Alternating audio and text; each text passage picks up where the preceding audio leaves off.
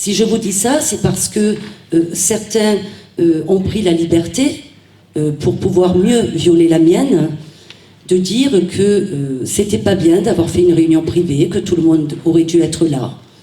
Et bien moi, de leur répondre, et de vous répondre si aujourd'hui il y en a encore qui s'interrogent dans cette salle, que je fais un tout petit peu ce que je veux, que c'est ma liberté, que si j'ai envie de réunir des gens de manière privée dans mon cabinet, je n'ai d'autorisation à recevoir de personne. Et c'est grâce justement à cette indépendance morale qui me caractérise depuis toujours que j'ai pu faire ce que j'ai fait pour vous.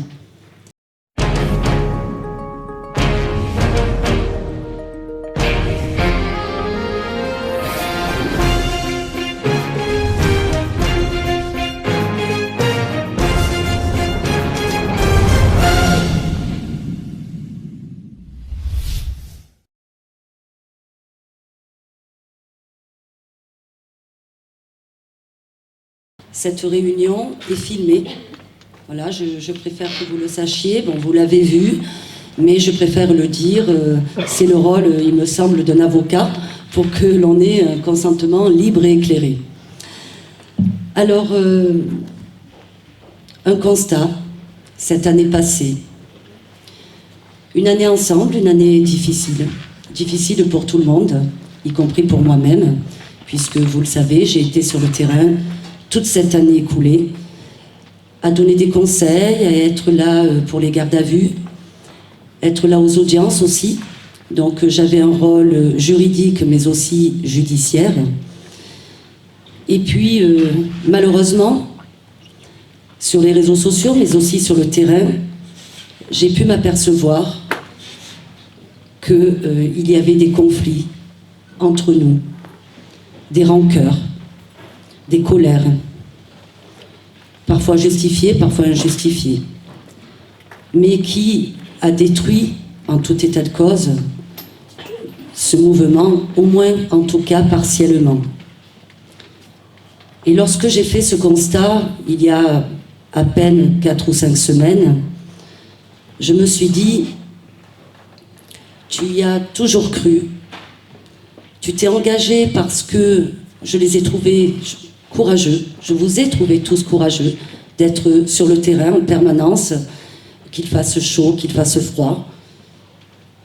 Et je me suis demandé quelle était la dernière chose que je pouvais faire pour vous. Et c'est à ce moment-là que je me suis dit peut-être que réunir, en tout cas dans un premier temps de manière privée, les personnes qui étaient suivies dans ce mouvement au début, serait une bonne chose. Alors pourquoi une réunion privée? Je pense que vous l'avez compris, c'est pas très difficile. C'est que si vous avez des affaires à régler avec quelqu'un, il me semble, comme pour des histoires de famille, il me semble que lorsqu'on met les choses sur la table, eh bien, on ne le fait pas complètement s'il y a 50, 100 ou 150 personnes qui nous regardent. On n'est pas des bêtes curieuses, donc il me semble que les conflits, eh bien, ça se règle en privé et entre personnes qui ont ces difficultés entre elles. Alors vous savez que je ne suis pas quelqu'un de méchant, je suis quelqu'un de très tolérant, mais en même temps j'ai mon caractère, et en tout cas c'est grâce à ce caractère-là que j'ai pu venir vous soutenir et vous défendre sur le terrain. Donc on ne pourrait pas aujourd'hui venir me reprocher d'avoir parfois un caractère de cochon. Je l'assume complètement.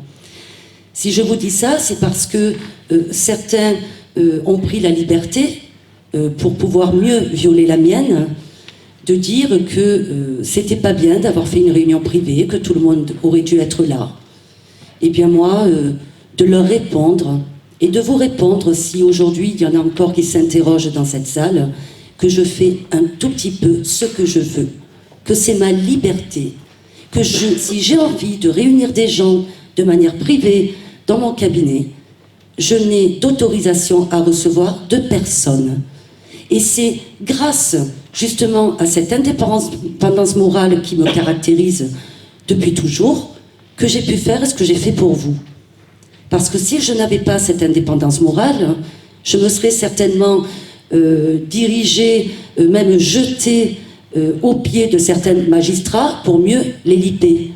Mais ce n'est certainement pas dans mon caractère, et jusqu'au bout je tiendrai, quelles que soient les procédures disciplinaires qui sont diligentées contre moi, quels que soient les passages devant les tribunaux pour des choses futiles que l'on me reproche alors qu'on sait pertinemment que c'est simplement parce que je défends les gilets jaunes qu'on me traduit devant la justice, eh bien, je leur répète encore et jusqu'à ma mort que jamais, jamais ils ne me feront taire, que je m'élèverai toujours contre toute injustice dans ce pays et que rien aujourd'hui ne pourra me faire changer, ni eux, ni vous. Voilà, je préfère être sincère avec vous. Alors après cette réunion privée, nous avons réussi, malgré nos différences, pour une meilleure résistance, à définir des grandes lignes qui pourraient intéresser votre mouvement. Lorsque je dis votre mouvement, c'est parce que c'est pas forcément mon combat, moi aujourd'hui. Vous savez que j'ai créé une association, que cette association va servir des causes qui me tiennent à cœur, que je vais défendre tout comme je vous ai défendu moi-même sur le terrain. Mais ces lignes qui sont décrites et qui vont vous être expliquées à condition que vous soyez d'accord, parce qu'on fera un vote avant de vous les exposer, elles me semblent judicieuses. Parce qu'aujourd'hui, la division, elle ne sert que l'oligarchie. Alors moi, j'ai envie de vous amener à vous questionner. Et mon exemple va être très simple. Je vais, pardonnez-moi, le ramener encore à ma propre expérience. Mais lorsque vous avez eu besoin de mes services juridiques ou judiciaires, de mes conseils, est-ce qu'à un moment donné, je vous ai demandé si vous aviez une étiquette, de quel bord vous étiez, de quelle race, quelle religion? Jamais, jamais. Et je pense que c'est aujourd'hui ces questions-là que vous devez vous poser. Est-ce que pour être unis contre les oligarques, est-ce que pour penser à un avenir meilleur pour notre famille, pour nos proches, donc, et surtout nos enfants et petits-enfants à venir, est-ce qu'on a besoin de savoir ce que pensait l'autre auparavant ou même ce qu'il pense encore aujourd'hui? La seule force dont nous avons besoin, c'est votre détermination, mais aussi votre courage. Rien d'autre. Et je ne comprends pas, pardonnez-moi aussi, mais je ne comprends pas comment on peut se diviser à ce point. Alors il y a des choses qui sont travesties, j'en ai moi-même fait les frais, je le sais bien, mais qui vous empêche de prendre votre téléphone? Vous savez, le téléphone, il n'a pas qu'un usage. Vous pouvez en faire un usage à bon escient. Vous appelez la personne, vous vous renseignez directement. On m'a dit cela, est-ce que tu peux m'expliquer? Ou est-ce que tu peux me dire si c'est vrai ou non? Mais restez unis, bon sang, parce que avec ce qui nous attend, alors je ne parle même pas de la retraite à points, mais avec ce qui nous attend, et notamment l'intelligence artificielle, je pense avoir souvent dit, et vous le savez vous-même d'ailleurs, que c'est notre dernière chance de faire une révolution aujourd'hui. C'est notre dernière chance. Après les Gilets jaunes, ça sera terminé. Et puis, vous êtes rentrés dans l'histoire, et ça c'est important. Et il faut continuer. Parce que si vous pouvez rentrer dans l'histoire avec en plus un résultat positif, mais bon sang, qu'attendez-vous? Allez-y. Allez-y, je serai là pour vous soutenir si vous y allez de manière unie.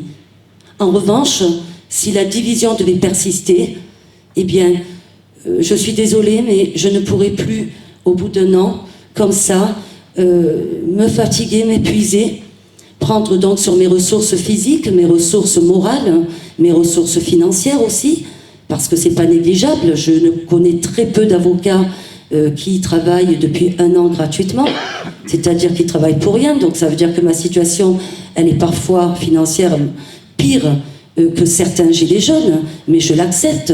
J'ai accepté parce que je vous l'ai promis et que je vais toujours jusqu'au bout de mes promesses. Donc si on n'arrivait pas à s'unir, eh bien moi, je me dégagerai de ce mouvement pour finalement me battre pour les causes dont je vous ai parlé tout à l'heure, les placements abusifs d'enfants par exemple, les vaccins obligatoires qu'on nous oblige à faire à nos enfants, alors qu'on sait que ces vaccins sont bourrés d'aluminium. Voilà, donc les grandes lignes vous seront exposées, comme je vous l'ai dit, à la condition que vous soyez tous d'accord pour mettre vos rancœurs de côté, pour avancer ensemble. Vous le savez bien que seul on va plus vite, mais ensemble on va plus loin. Je vois plein de posts sur Facebook qui sont magnifiques. Vous m'en faites passer tous les jours. Mais des fois je me dis, mais est-ce qu'ils lisent vraiment le sens de ce qu'ils publient ? Parce que vous publiez des choses et parfois, dans vos actes, vous faites complètement le contraire. Donc je vous invite à méditer aussi sur cela. Alors, si je devais continuer l'aventure avec vous, c'est-à-dire que si vous acceptiez d'être enfin unis contre notre seul ennemi, parce que nous n'en avons qu'un, je serai toujours là pour le cadre juridique des lignes qui vont vous être proposées, une espèce de directrice juridique, et puis c'est tout, pas plus. Pourquoi ? Parce que moi, je vais me consacrer dorénavant à mon cabinet, et à cette association Semper Fidelis, dont j'ai entendu, en tout cas, que l'objet et le rôle avaient été mal expliqués à certains, qui pensaient, encore une fois peut-être, que j'allais, comme certains, me faire de l'argent sur leur dos, alors que, par exemple, c'est pas la seule vocation de l'association, mais l'exemple, à mon sens, le plus frappant, c'est que 120 € l'année, vous avez quand même, en cas d'interpellation, un avocat lors de votre garde à vue et un avocat si vous êtes traduit devant un tribunal, parce que sachez que moi je ne pourrai pas intervenir dans toutes les villes de la France. Or, nous avons des adhérents dans toute la France. Ensuite, le dernier point qui est important pour moi, c'est que vous êtes très attachés aux mots aussi. Très attachés aux mots, alors que leur signification dans le dictionnaire est différente de celle que vous lui donnez. Je parle par exemple du mot référent. Référent, c'est se référer à. On me dit qu'on préfère le mot messager, mais vous vous rendez compte où nous en sommes arrivés? Vous vous rendez compte ce que doit penser Macron et ses sbires? On se bat parce qu'on emploie le mot référent. Alors moi, je vais vous dire une bonne chose. Les référents, c'est fait pour bien marcher. Dans mon association, Semper Fidelis, j'ai des adhérents. Et à quoi servent ces adhérents? Tout simplement, lorsqu'il y a des adhérents qui ont des problèmes, qui rencontrent une difficulté, qui n'arrivent pas à joindre les membres du bureau, ou qui n'arrivent pas à me joindre, eh bien, écoutez bien, ils se réfèrent à telle et telle personne. Il n'est pas là pour commander, le référent.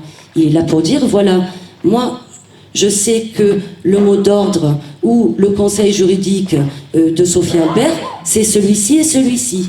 Donc si tu n'arrives pas à la joindre immédiatement, en tout cas les premiers conseils à te donner sont ceux-là. S'il y a une action commune à faire, donc une action collective, eh bien chaque personne, chaque adhérent peut se référer à. Donc il nous faut des référents. Je pense qu'il faut arrêter de s'entêter sur des mots qui, d'ailleurs, en réalité, n'ont pas la même signification que beaucoup leur donnent. Est-ce qu'on en est là pour nos enfants? Vous allez expliquer plus tard à vos enfants, vos petits-enfants, que vous n'avez pas réussi à vous unir parce que le mot référent ne vous plaisait pas. Alors, pardonnez-moi encore une fois de ma franchise, mais je trouve ça ridicule. Voilà. Alors, le ridicule ne tue pas.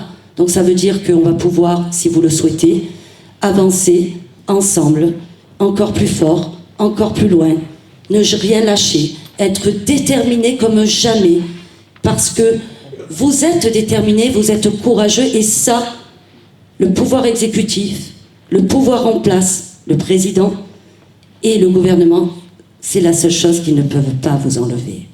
Ça, on ne peut pas vous l'enlever, gardez-le. Alors qui, aujourd'hui, est d'accord pour que l'on puisse vous exposer ces grandes lignes. Donc ça veut dire qui est d'accord pour enfin s'unir, quelles que soient nos anciennes étiquettes ou même nos actuelles. Parce que vous savez, j'ai rencontré par exemple beaucoup de gens qui votaient FN avant et qui sont gilets jaunes aujourd'hui, parce qu'ils ont compris. Mais un peu de tolérance pour ces gens-là, ils étaient endormis par les médias. Aujourd'hui, ces médias-là ne nous endorment plus, mais ils l'ont été. Pourquoi ne pas faire preuve d'un peu de tolérance? Donc vous aurez plus qu'à lever la main et on pourra continuer cette réunion à la condition de pouvoir vraiment être enfin unis. Il y a un comptable dans la salle pour comptabiliser. C'est une évidence. Pas de la REM, hein. Ils ne savent pas compter.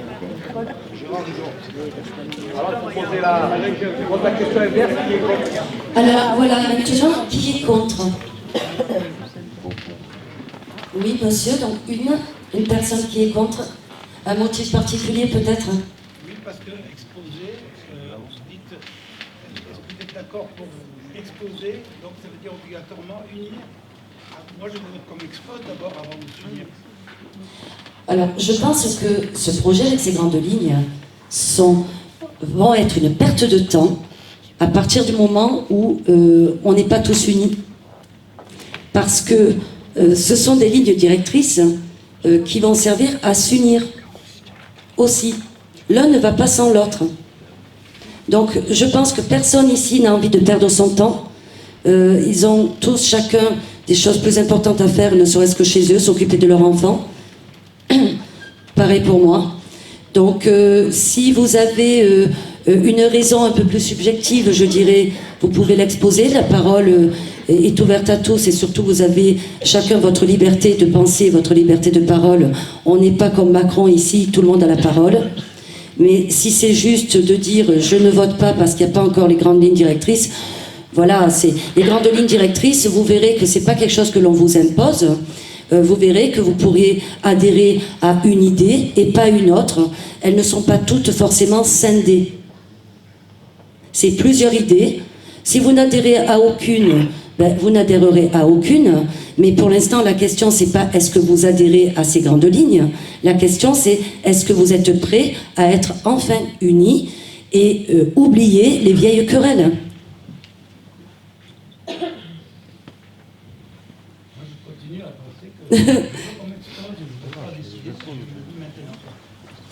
Mais c'est ce que je vous dis.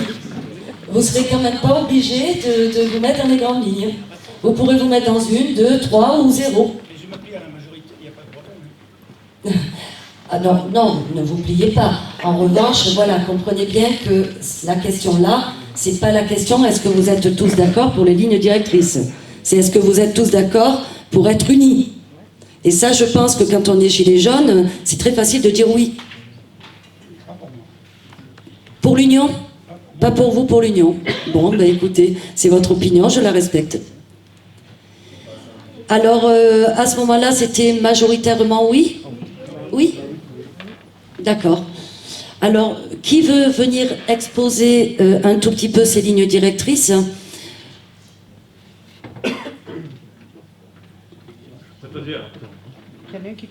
Oui, Abdel?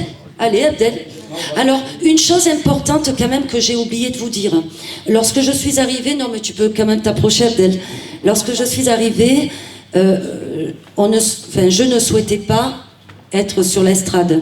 J'avais envie d'être à la même hauteur que vous.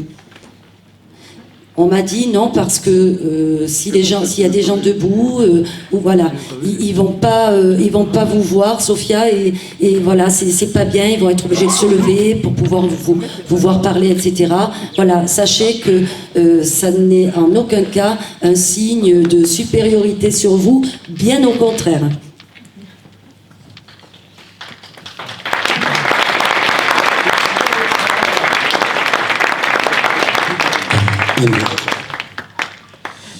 Bonsoir à tous, salam alaikum, j'espère que vous allez bien, que vous êtes en forme et en bonne santé.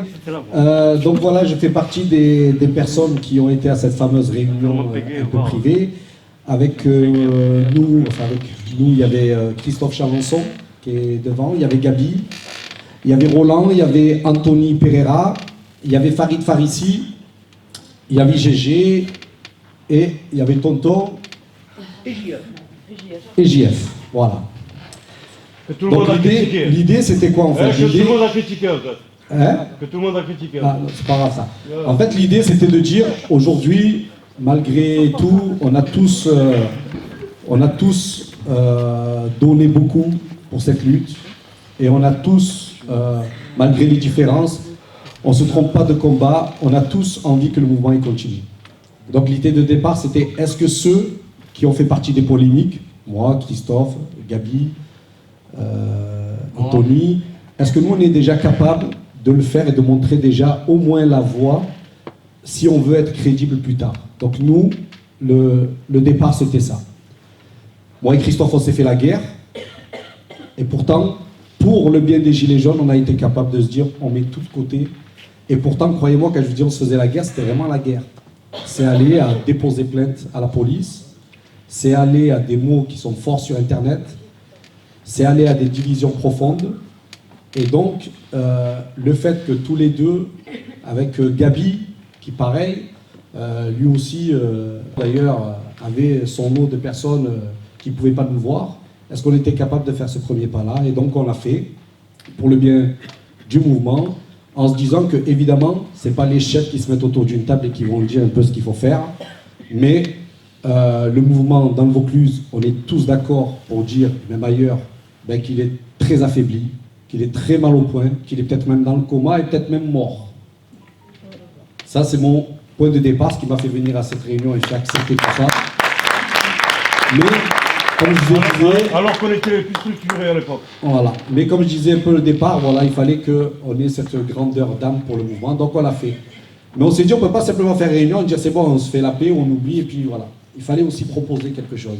Donc on a réfléchi, tout ce qui a été fait, tout ce qui a été proposé, les manifs, la violence, la paix, tout. Et on se rend compte en fait que personne n'a encore personne ne sait en fait vraiment. Il y a eu des bons, il y a eu des choses qui ont marché, il y a eu des choses qui n'ont pas marché.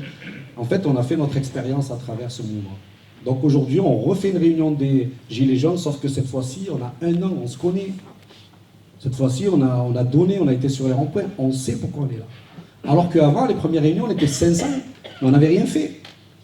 On ne se connaissait pas. On n'avait pas pris de coups. Donc aujourd'hui, quand on vient, on s'assoit là, c'est pour ça que monsieur, c'est important ce que dit la dame, c'est que le préalable de tout, c'est déjà est-ce qu'on est d'accord pour travailler ensemble.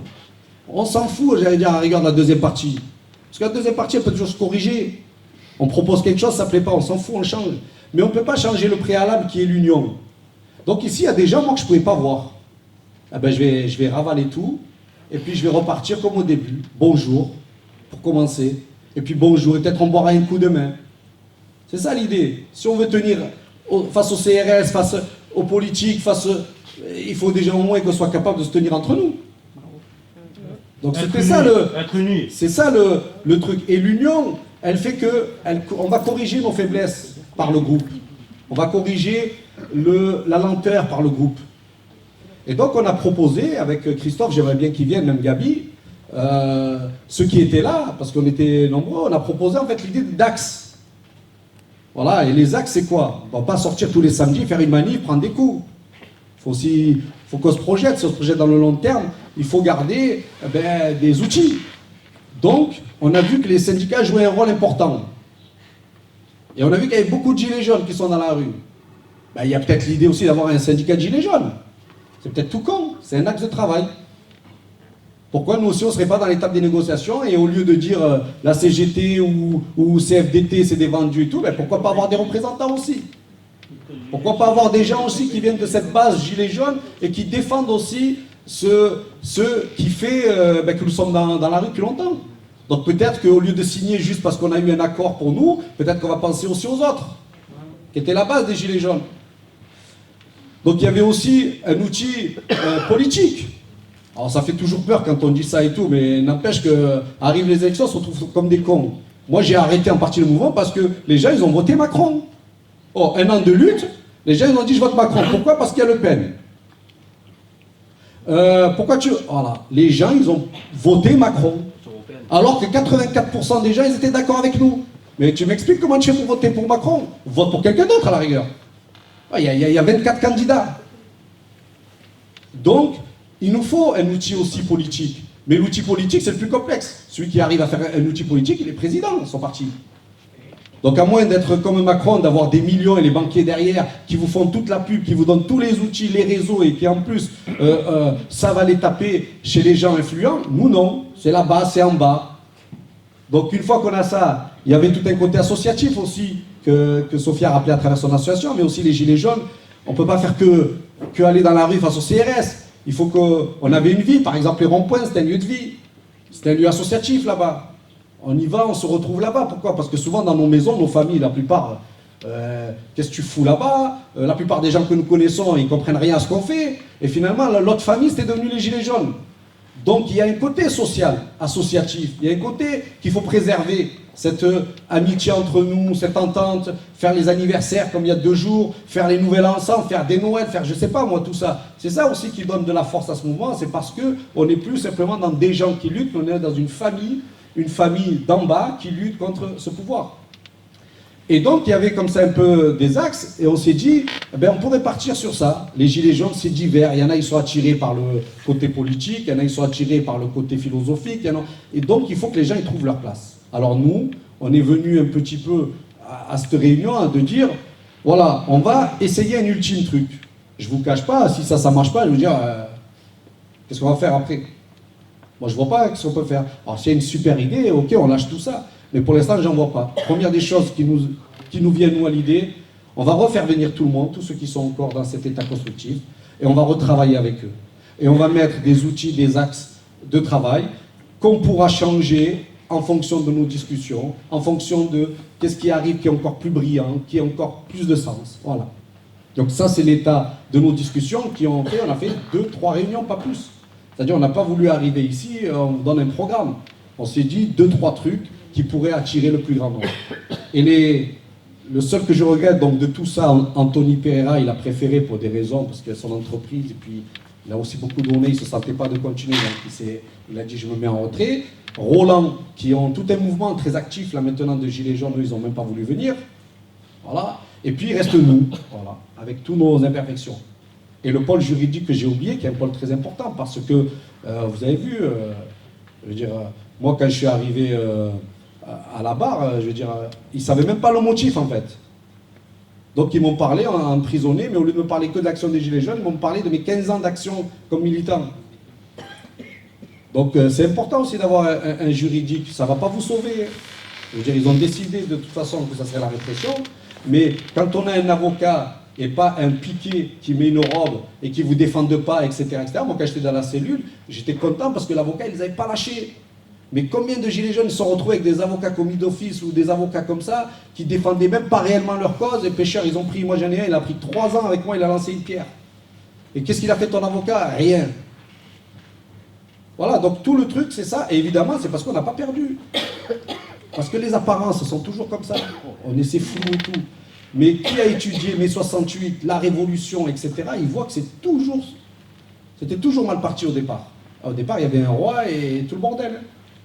Ils y sont arrivés. Mais personne n'aurait dit que c'était possible. Mais 68, encore pire. J'aille descendre, papa, ils sont arrivés. Donc les Gilets jaunes, c'est pas fini.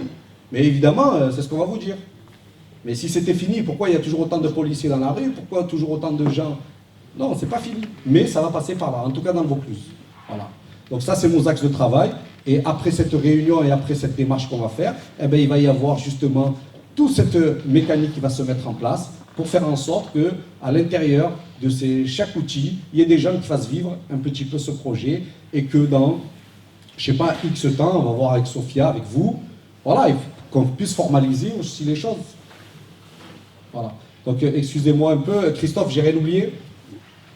Il va venir te... Christophe, Gabi, il y a Gabi, donc il y a d'autres. En tout cas, je sais pas. Ah, je l'ai payé, hein. Je l'ai payé. Ce que toi t'as fait pour les Gilets jaunes, et ce que Maître Sophia a fait pour les Gilets jaunes, il n'y en a pas beaucoup qui l'ont fait. En tout cas, moi, pour ma part, je m'excuse vraiment, profondément pour tous les gens avec qui on a eu ces différences. C'est pas facile, vous savez, tout ça là. Moi, je suis sorti de prison, j'étais frais, mais j'avais pas compris aussi que les gens, ils avaient lutté pendant 4 mois, que psychologiquement c'était dur. Quand je suis arrivé, j'ai proposé vraiment des trucs qui étaient du bon sens, mais j'ai pas pris aussi la dimension que les gens étaient fatigués à bout, qu'ils étaient énervés, qu'ils étaient en guéguerre, et c'est trop dur. Donc là, maintenant, on a pris le recul. Moi, je suis parti pendant 3 mois, je m'occupe des petits du foot. Donc j'ai pu respirer, j'ai pu reprendre la vitalité. Donc je suis prêt à revenir au combat. Mais je ne reviens pas au combat si tout le monde s'en fout. Non, mais après, ce que tu as fait toi, en tant que gilet jaune, c'est quoi? Comme d'autres, en prison, machin. Et voilà. Manger la gamelle et faire ce que tu as fait pour nous. Parce que tu vois, tous les jours, tu donnais des repas à tout le monde. Et tu étais là 24 Ah, heures. ça c'est rien, c'est rien. Non. Christophe, viens me sauver. Non, mais il faut le dire. T'imagines que c'est Christophe qui vient me sauver. C'est le bon à l'envers. Oui, je crois que c'est Gabi après. Tout ce que tu as fait, Merci, tu vois. Gabi. il y en a Merci pas en tout beaucoup cas, qui l'ont Jamel. fait. Non, Ouais, mais merci, mon frère. Moi, t'as vu, moi j'ai toujours suivi Christophe, j'ai toujours été avec lui. Mais ce que tu as fait, je te tire mon chapeau. Alors après le syndicat, on a les actions de terrain aussi. Bon, moi je suis pas très à l'aise avec ce micro dans tout le monde. Le but c'était marcher tous ensemble, arrêter de faire la guerre. Même si avec certains peut-être qu'on n'aura pas une bière à la fin du mouvement, mais on a le but commun. Ça marche là? Ouais, c'est d'avoir un but commun. Se battre contre Macron. Après voilà, le but c'est moi je suis pas trop dans la politique, j'étais pris sur le terrain faire des actions. J'ai morflé par la justice. Je me suis rendu compte que beaucoup continuent à s'entêter à faire des blocages. Mais je pense qu'il faut peut-être, on ne va pas parler, mais il va falloir qu'on débatte entre nous pour changer notre mode d'action. Pas dans 6 mois, on est tous en tôle, il n'y aura plus personne. Voilà, ils cherchent beaucoup d'informateurs. Quand vous irez qu'un certain ils vont en garde à vue, vous verrez qu'ils ne nous lâchent pas. Il y a des enquêteurs dépêchés à l'heure actuelle qui s'occupent que du mouvement, qui analysent des vidéos d'il y a 1 an. Ils ne vont pas nous lâcher. Donc je pense qu'il faut arrêter d'aller se mettre à découvert sur des blocages qui à l'heure actuelle pour moi n'ont plus d'impact. Il y a 1 an ça avait de l'impact parce qu'on tapait de partout. C'était pas qu'à Union Nord, il y avait 25 blocages par jour dans le Vaucluse. Là on va faire un blocage, ils vont nous envoyer toute la compagnie du département et on ne tiendra jamais. Et ça sera des photos. Et une entrave, par exemple, un exemple comme moi, je ne sors plus parce que si je vais sur un péage, une entrave c'est 6 mois de prison. Voilà, je le sais. Alors, je vais aller sur un péage, ouvrir une barrière de péage à quelqu'un qui va me cracher à la gueule pour 6 mois de prison, non. Ceux qui votent les lois, ce sont les députés. Je pense qu'il faut aller un peu les secouer dans leurs locaux, ceux-là, parce qu'on les a laissés un peu trop tranquilles, je pense, depuis presque 1 an. Voilà. Et le but, c'est pas d'imposer ses idées, c'est surtout qu'on avance tous ensemble. Voilà. Que tout le monde ait droit à la parole. Que tout le monde ait droit à la parole. Voilà. Le but, c'est pas d'imposer, c'est que tout le monde ait droit à la parole. Enfin, c'est qu'on arrête de se tirer dessus. Mais il ne faut pas dire que ceux qui se sont réunis, j'ai entendu dire, ils s'approprient le mouvement dans le Vaucluse. Non, en aucun cas. Je suis représentatif à peine de moi-même. Moi. Ah, j'ai fait mon truc, je me représente moi, je veux représenter personne. Tout ce que je veux, c'est qu'on arrive à bosser tous ensemble, quoi. Arriver à avoir un but commun pour les faire tomber. Parce que force est de constater qu'on morfe. On morfe et ils continuent. Voilà. Après, voilà. Je pense qu'il faut les attaquer sur tous les côtés, politiques, syndicaux. Voilà. Mais arrêtez surtout de se tirer dans les pattes et avancer ensemble. Hein. Voilà. Malgré nos différences. Voilà. On ne s'aime pas, on met tous, certains, il y en a. On n'a pas la même éducation, on ne met pas du même milieu social. Voilà. On a des éducations différentes. Mais on a un ennemi, ça s'appelle Macron. Quoi. Voilà. Alors, après, chacun voit ce qu'il veut. Moi, je sais qu'après cette réunion, si je pense que c'est notre dernière chance à tous. Après, voilà, il n'y aura plus rien à faire. Quoi.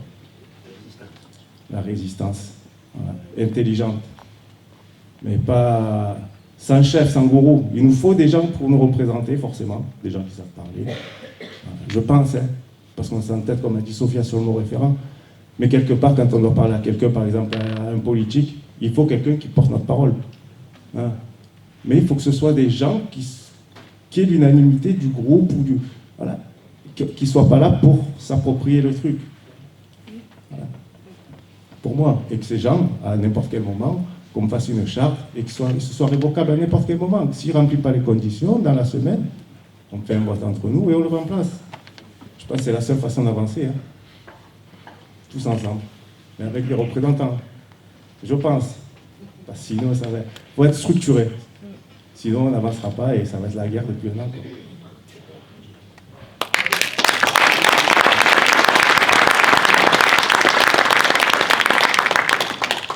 Bonsoir. Je voudrais dire un mot. Aujourd'hui, on est en guerre. Est-ce que vous pensez que les soldats à la guerre se posent la question, je suis de droite, je suis de gauche, je suis syndicaliste, je ne suis pas syndicaliste? Ils n'en ont rien à foutre. Ils vont au combat, c'est tout. Et aujourd'hui, on a une guerre contre un chef. Il ne faut pas l'oublier. Et là, derrière nous, il y a la France. Et la France, c'est ce qui compte. Et il faut abattre ce chef aujourd'hui. Voilà, c'est tout ce qui compte. Arrêtez de nous poser des questions. Après, il y a autre chose qui est importante. Personne ne connaît les gilets jaunes. Moi, j'en parle autour de moi. Les gens, ils écoutent la télévision. On est des assassins, on est des ci, on est des là. Je suis parti en vacances cet été. J'ai été là-bas, dans le fin fond du sud-ouest. Là-bas, on m'a dit, il n'y a plus de clients parce que les gilets jaunes, ils font le rond-point. Voilà. Voilà qu'on est réduit. Vous savez très bien que c'est faux. Alors, il faut parler autour de vous. Il faut parler autour de vous et expliquer ce que c'est qu'un gilet jaune. On n'est pas des gourous, on n'est pas tout ce que la télé dit de nous. Vous le savez. Alors, expliquez-le, parce que les gens ne sont pas au courant. Le samedi, on va encore au rond-point. On est 4 vieux, là. On va au rond-point. On est à le panier. Et les gens qui s'arrêtent, des fois, on leur explique. Ils ne sont pas au courant, figurez-vous, qu'on est des assassins pour eux. Il n'y a pas si longtemps, une dame de 83 ans n'osait même pas s'arrêter. Elle a fini par s'arrêter, on y a expliqué. Mais elle ne voulait même pas s'asseoir sur une chaise. Vous vous rendez compte, tellement elle avait peur de nous. Alors qu'on était une paire de vieux. Le plus vieux, il a 83 ans, le plus jeune, il doit avoir 58 ans. Vous vous rendez compte? Voilà. Alors parlez-en autour de vous. Quand vous allez au marché, quand vous allez au supermarché, où que vous soyez, parlez-en autour de vous. Expliquez-leur aux gens, ils ne sont pas au courant. Ils regardent encore la télévision, ils regardent TF1, ils regardent France 2, France 3, ils regardent BFM, merde. Voilà, il faut en parler autour de vous. Les gens ne sont pas au courant. Ils croient toujours ce que leur dit la télévision. Il faut leur prouver qu'on n'est pas ça. Voilà. Et ça sera un grand pas. Vous ferez des adhérents. Moi, j'en fais tous les jours des adhérents comme ça. En parlant autour de vous. Les gens, ils ne sont pas au courant, pour de bon. Et pas ici, on est en guerre. Et en guerre, il n'y a pas. Quand vous êtes un soldat, il n'y a plus de droite, il n'y a plus de gauche, il n'y a plus de milieu, il n'y a plus rien. Il n'y a plus de syndicats. Il faut aller de l'avant, c'est tout. Derrière, il y a la France. Et si on veut récupérer notre France, la vraie France, eh bien, il faut y aller. Il ne faut pas avoir peur. Voilà, merci.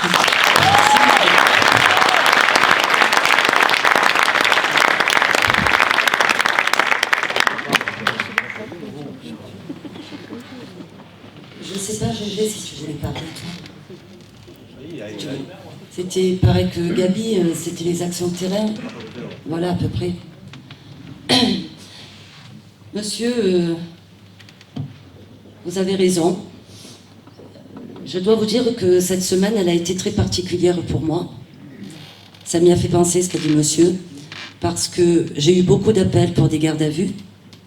Des gardes à vue pour rien du tout. Alors quand je vous dis rien, c'était juste pour faire des pressions.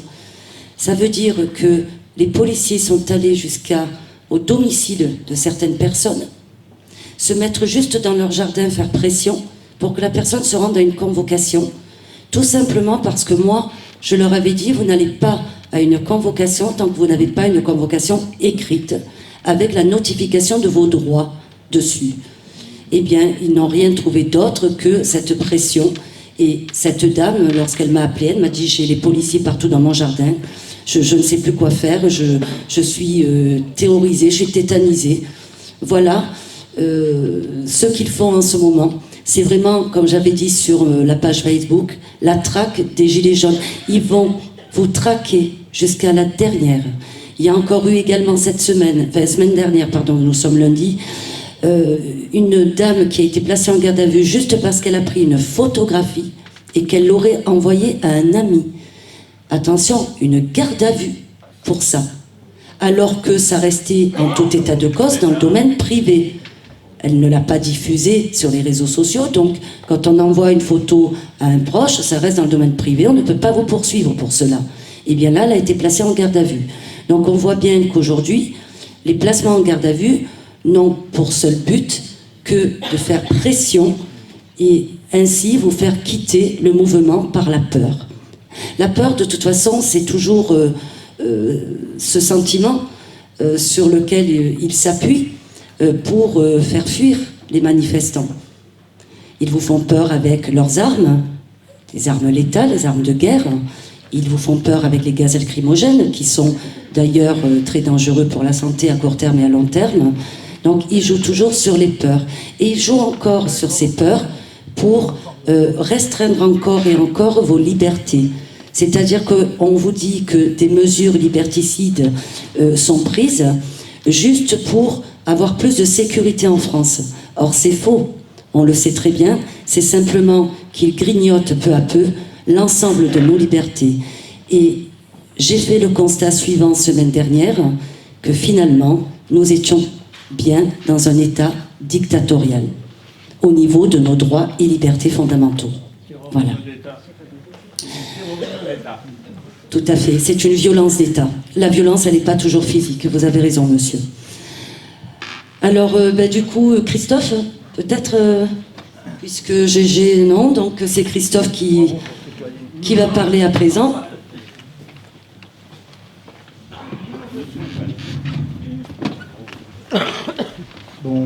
Bonsoir tout le monde. Donc, il y a 13 mois, nous étions déjà présents pour une seule et unique chose, c'est que nous allions porter un combat. Comme l'a dit monsieur, je pense que ces mots sont puissants, forts, ils viennent du cœur et je vous en remercie. Aujourd'hui, nous sommes en guerre, il a dit, pas contre le gilet jaune qui est à côté de nous, pas contre notre voisin, nous sommes en guerre contre un système. Il y a 13 mois, nous l'avions identifié, cette oligarchie politique qui sert la finance mondiale. Nous nous sommes tous mis en, je ne vais pas dire en marche, mais nous nous sommes tous mis le 17 novembre en route, unis, sans regarder qui portait la parole, sans regarder quelle couleur politique la personne qui se mettait en avant portait, parce que sur les ronds-points, il y avait des gens qui votaient RN, des gens qui votaient extrême gauche, des gens qui s'abstentionnaient, qui étaient dans l'abstention. Il y avait des gens qui avaient voté Macron, j'en fais partie, et donc nous nous sommes tous levés, unis, ensemble, pour essayer d'alerter, parce que le 17 novembre, quand nous sommes sortis, nous ne pensions pas, 13 mois plus tard, être encore dans cette salle, à savoir comment nous allions porter à nouveau le fer. Donc, ce que je voudrais dire ce soir, je ne suis pas là pour prendre quel pouvoir que ce soit.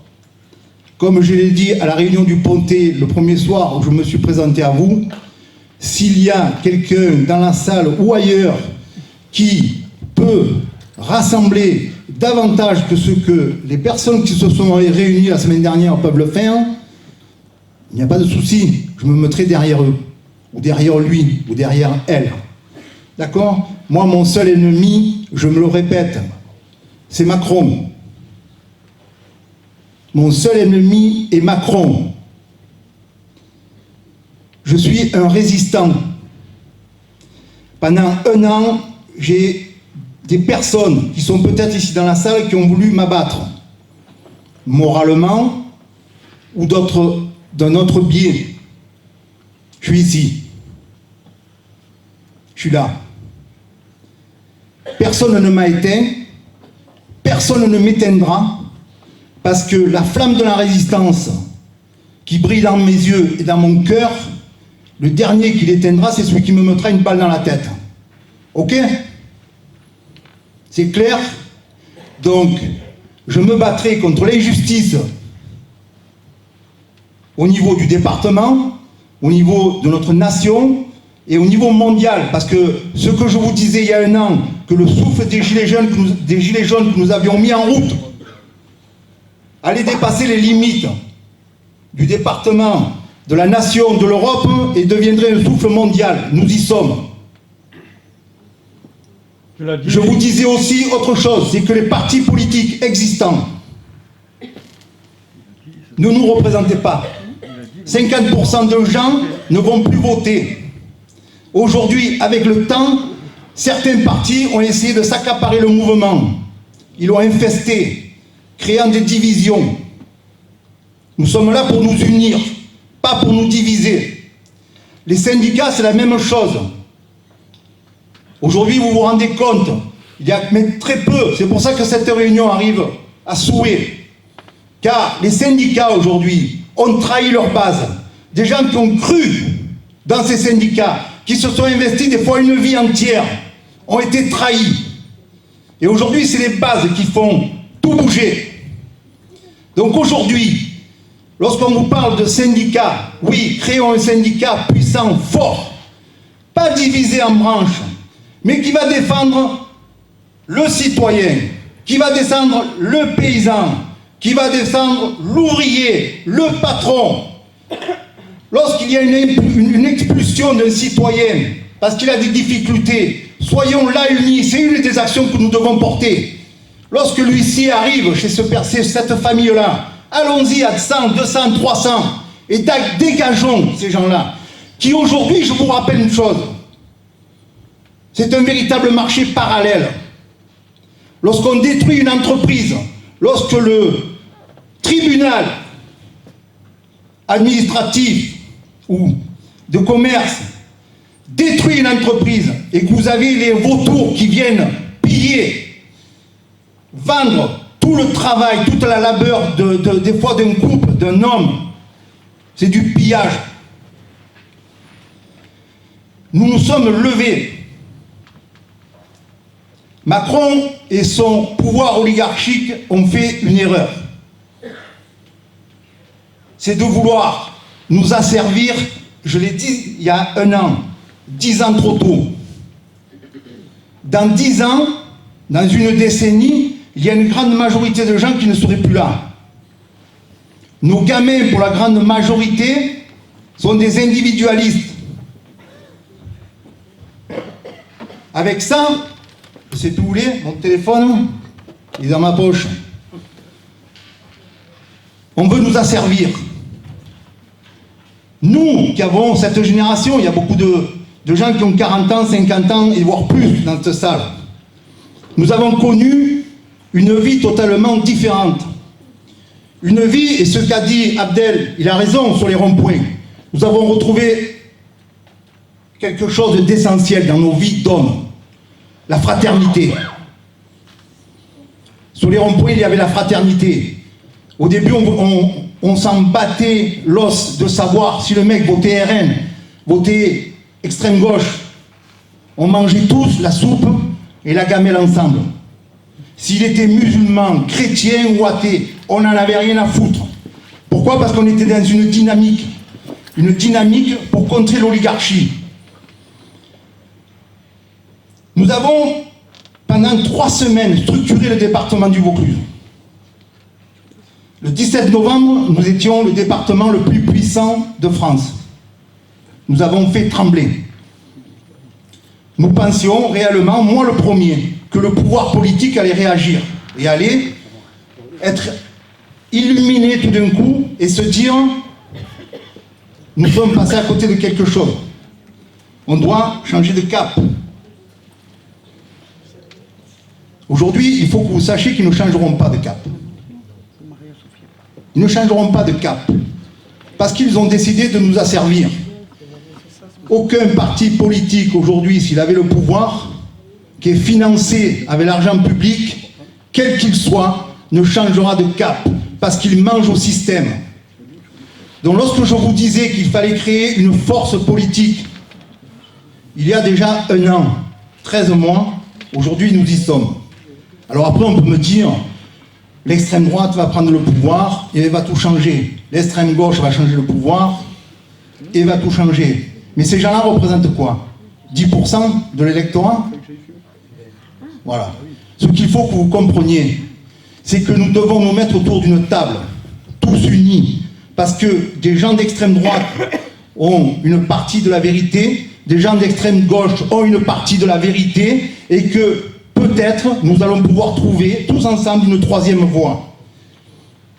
Alors quand on me dit que les RN, on m'a traité de fasciste, qu'on me dise à un moment donné ou qu'on m'amène la preuve que j'ai été en accointance avec ces gens-là, voilà, c'est tout, qu'on m'apporte la preuve.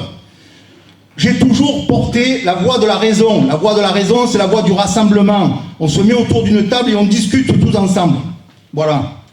Donc, je suis venu ce soir, je vous le dis à tous, et à ceux qui sont en train de nous regarder, comme je l'ai dit, ma vie, moi, elle est accomplie. J'ai 53 ans, j'ai 3 fils qui ont chacun trouvé leur voie. Je suis venu parce que des gens avec qui j'ai été en conflit ouvertement, m'ont demandé de venir, de m'asseoir à la table et de construire autre chose. Je suis un bâtisseur, je suis un forgeron, donc bâtir, c'est dans mes veines. Je suis disponible. Je ne prendrai pas le pouvoir, ne vous inquiétez pas, parce que le pouvoir ne m'intéresse pas. J'ai créé un mouvement politique qui s'appelle Évolution Citoyenne. Que quelqu'un me dise aujourd'hui que Évolution Citoyenne porte telle ou telle vision. Oui, vision, nous en avons une. Mais soit partisan. On ne l'est pas. Pourquoi? Parce que nous nous appuyons sur les assemblées citoyennes pour porter une politique de la raison. Voilà, c'est tout. Maintenant, je ne suis pas là pour vendre Évolution Citoyenne. Je suis là pour vous dire aujourd'hui, si les citoyens que nous sommes, nous ne nous engageons pas politiquement, comme l'a dit Abdel, si nous ne nous engageons pas en termes de syndicats, ce seront toujours les mêmes qui, après la guerre, parce qu'il faut que vous mettiez une chose dans la tête, on est en période de guerre, mais juste après, il y a un moment où les gens se mettent autour d'une table et négocient. Donc c'est soit vous voulez que ceux qui nous ont menés au chaos continuent à négocier pour nous, soit nous sommes en mesure de nous unir, de créer une force à la fois politique, syndicale et autre, et là, nous aurons loisir de nous mettre autour de la table, et via les assemblées citoyennes que nous aurons créées sur nos territoires, de porter la voix des gens qui auront choisi telle ou telle voie majoritairement. Voilà. Donc moi, ce soir, je suis optimiste. Optimiste parce que ceux qui veulent nous amener vers l'obscurantisme sont minoritaires. Nous sommes légion. Et il ne suffit qu'une seule chose. C'est que chacun d'entre nous décide de s'allier avec la personne qui est à côté de lui et n'essaie pas de lui mettre un couteau entre les côtes. Et croyez-moi, politiquement, si nous arrivons à créer une force, vous avez 50% de gens qui ne vont plus voter, des fois 60% d'abstention dans certains quartiers. Si nous captons 20% de cet électorat, il n'y a pas besoin de sortir les armes pour prendre le pouvoir. 20%, on met tous les partis politiques, je ne vais pas dire à genoux, mais dans une capacité de nous écouter. Parce qu'aujourd'hui, sur les ronds-points, il y a même 6 mois en arrière, personne n'est arrivé, que ce soit tous les députés ici, en voulant porter réellement notre voix. Même ceux que nous avons rencontrés et un peu bousculés, lorsque nous leur avons demandé la dissolution de l'Assemblée nationale, c'était un peu trop tôt à mon sens, l'ont refusé. Pourquoi? Parce qu'ils sont asservis au système. Je vais aller même au-delà. C'est que lorsque vous voyez des gens dans les communes qui, au bout d'un an, se présentent encore des listes en marche, j'ai peine pour mon pays. Voilà, j'ai peine pour mon pays. Donc aujourd'hui, on a la capacité, et il faut que des gens, sur toutes les communes, s'investissent et arrêter d'attendre que des citoyens nous servent. Non, prenons ce que nous devons prendre, parce que ça fait 13 mois, je ne vais pas vous expliquer combien de compagnons nous avons perdus, vous le savez tous, combien il y a eu d'arrestations, combien il y a eu de mutilés. Et le pouvoir, aujourd'hui, veut finir le travail.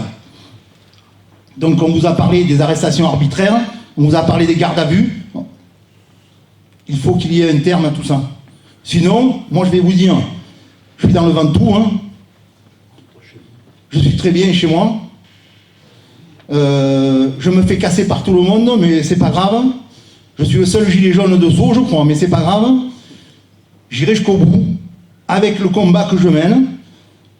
Mais aujourd'hui, si vous êtes en mesure de vous unir, ce que nous avons fait il y a quelques jours, je serai parmi vous. Voilà. Donc je vous souhaite à tous, je vais m'arrêter là, une très bonne soirée, de joyeuses quand même fêtes de fin d'année. Voilà.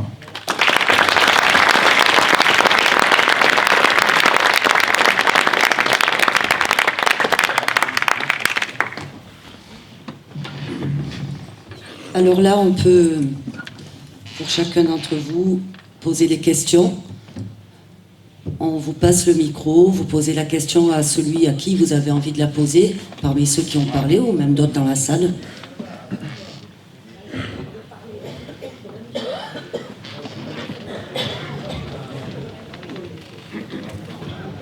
Merci de donner la parole. Déjà, je voulais remercier des Pas devant, pas s'approcher de là, là, c'est bon.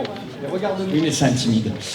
Je voulais remercier de la qualité des interventions parce que on voit que le mouvement il a mûri et on voit qu'aujourd'hui on arrive à prendre un peu du recul. Moi, j'ai juste essayé de travailler sur certains axes et j'ai essayé de voir, on a beaucoup parlé de division, qu'est-ce qui faisait qu'à un moment donné, le combat, si vous voulez, était en train de s'étioler. Au début, il y a eu beaucoup de mobilisation, ça veut dire que les gens sont sortis, ils en avaient marre. Voilà. Donc, les gens en ont eu marre. On s'est retrouvés au rond-point parce qu'on en avait marre. Il n'y avait pas de politique, on en avait marre. Mais le problème, c'est qu'en avoir marre, ça ne peut pas rassembler. Donc, à un moment donné, il faut trouver un point central. Et comme disait madame, tout passe par le vocabulaire. Moi, j'ai trouvé qu'une seule raison de se rassembler au rond-point, qu'une seule. Et j'ai jamais trouvé quelqu'un d'autre qui puisse m'en dire une autre. C'est que nous voulons vivre de notre travail dignement. Et tous les problèmes de retraite, tous les problèmes de sécurité sociale, tous les problèmes de mal-être, ils s'effacent. Mais quand, après un an de gilets jaunes, les gens ne sont pas capables de voir que c'est deux mots, parce que je pars du principe que l'attention des gens, elle est très courte, donc il faut toujours dire les choses en deux mots. Et vous parlez beaucoup de mots de politique, moi c'est un domaine que je connais très bien, la politique, c'est toujours le mensonge. Voilà, donc moi je ne parle plus de politique, parce que la politique, moi je les connais très bien, c'est le mensonge, c'est expliquer que ça va aller mieux, et de faire passer à chaque fois la haute finance et le hors-marché pour vous avoir. Maintenant, j'ai écouté ce que vous avez dit, qui est un bel engagement que je souligne. Je vous dis quelque chose, vous n'aurez pas le temps. Voilà, il vous reste maximum un mois. Il vous reste 66 jours. Pourquoi ? Parce qu'aujourd'hui, la dernière guerre mondiale qui est en train d'arriver, vous l'avez dit, elle est sur l'intelligence artificielle, elle est sur la procréation. On peut augmenter la puissance des cerveaux et c'est mondial. Donc on peut arriver au pouvoir comme on veut, c'est mondial, nous n'aurons pas le temps et de toute manière, même si on prenait le pouvoir, on fera ce qu'on a fait en Italie, ce qu'on a fait en Espagne, on dira vous êtes endettés jusqu'au cou, on vous coupe les crédits et vous n'aurez droit à rien. Donc ça, c'est trop tard. Je vous l'ai dit, c'est trop tard. Moi, j'ai juste essayé de voir un schéma que je vais vous présenter en 10 secondes. Ah, je suis désolé, il faut que je tienne. Aujourd'hui, qu'est-ce qu'on voit ? On voit que là, vous avez... Ah, attendez, oui, merci, c'est gentil. Je suis désolé, j'aurais aimé le faire. Là, vous avez la part du travail à la guerre. Là, vous avez la part de la technologie. Le travail, il baisse. La technologie augmente. Et le hors-marché, la spéculation, voilà où est-ce qu'il est. Aujourd'hui, la haute finance, elle se garde de 1 pour 9. C'est-à-dire que toute l'économie, elle tourne dans le hors-marché, chez des gens qui ne vivent que de la spéculation. Et le travail, il rapporte de moins en moins. Le budget de l'État explose et on vous vend de la dette qui remet dans le hors-marché, qui fait que la spéculation. Et aujourd'hui, on arrive à un tel état technologique qu'on n'a plus besoin d'humains. Voilà. Quand un politique vous dit on va régler le chômage, ce qu'il a dans la tête, c'est de dire on va faire exactement le contraire parce qu'aujourd'hui, les chômeurs, ça rapporte. Voilà. Et ce schéma le prouve très bien, c'est mécanique. Donc, moi, j'ai essayé de voir qu'est-ce qui, dans l'homme, faisait qu'on se divisait. Et je pense que j'ai trouvé, et je vous dis, l'ennemi, il a qu'une manière de nous niquer. Qu'une manière de nous niquer. Et s'il a qu'une manière de nous niquer, on n'a qu'une manière de lui répondre.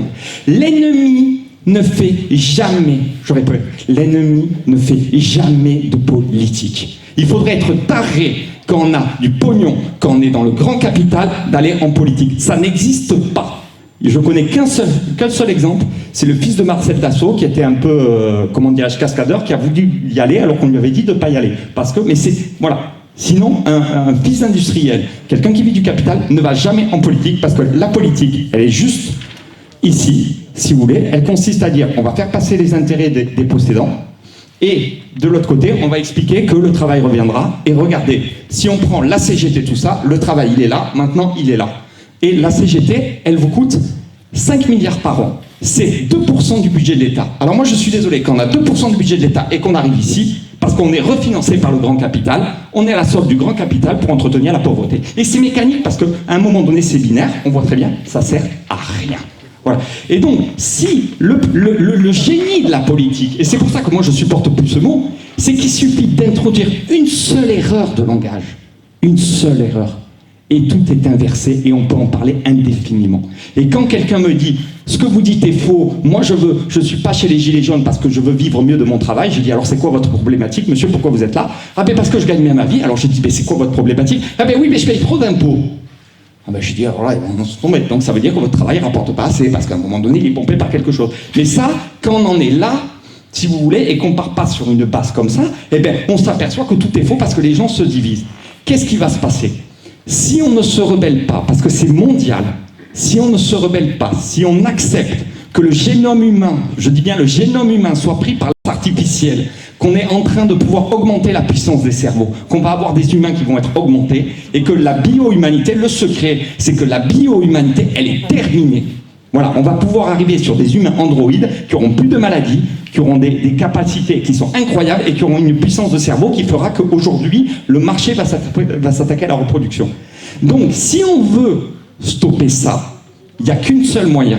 C'est que ce que j'appelle le hors-marché, parce que quand on parle de politique, il faut savoir de quoi on parle. Qu'est-ce que c'est que le pouvoir politique? Personne ne sait ce que c'est. Moi, je vais vous donner les deux jambes du pouvoir politique et qui fait qu'on se divise. La première jambe du pouvoir politique, c'est le livret de famille. Et la seconde, c'est le patrimoine qui est passé chez les notaires. Et c'est l'État qui authentifie cette richesse. Et ça, les riches, ils voudront jamais que ça s'arrête.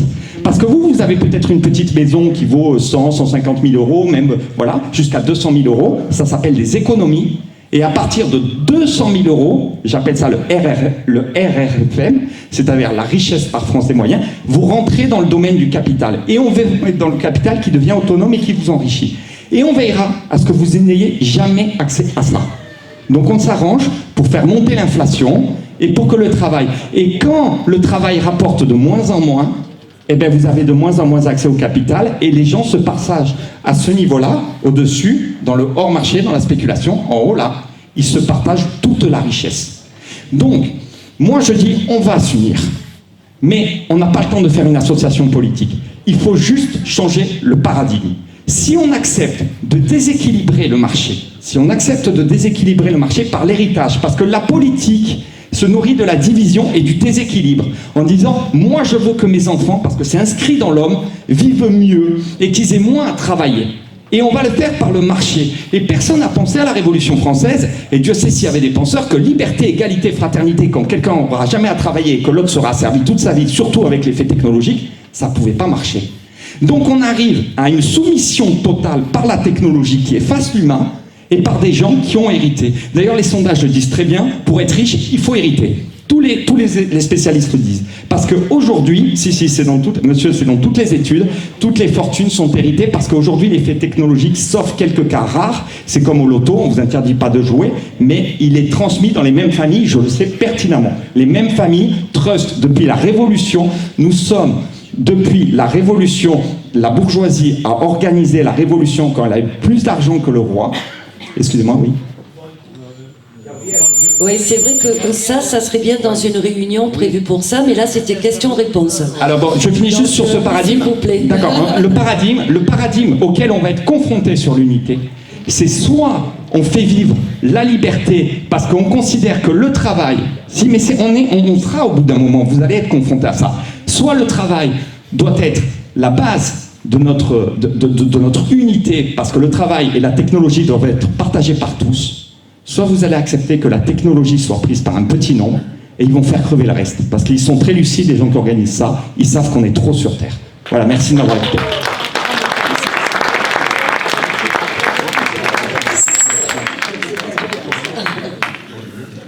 Bon, on peut commencer les questions. Moi, je voulais te poser une question parce qu'il a fait un... Ah, ben oui, bien sûr.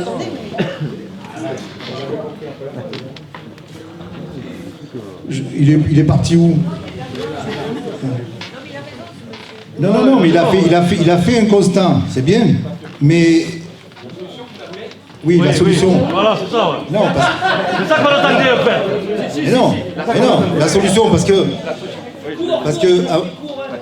La solution, c'est-à-dire que si l'ennemi a qu'un moyen de nous niquer, on n'a qu'un moyen de le niquer. Donc où est-ce que ça va se jouer? Ça va se jouer, c'est-à-dire que c'est comme un boulon, vous êtes ferronnier, qu'on a scellé et qui aurait rouillé. C'est-à-dire qu'à un moment donné, il faut une masse critique et il faut une énergie suffisante pour pouvoir dévisser, pour avoir le newton-mètre, si vous voulez, pour avoir le levier suffisant pour faire péter ça. Il faut comprendre aussi qu'on est dans un système mondial.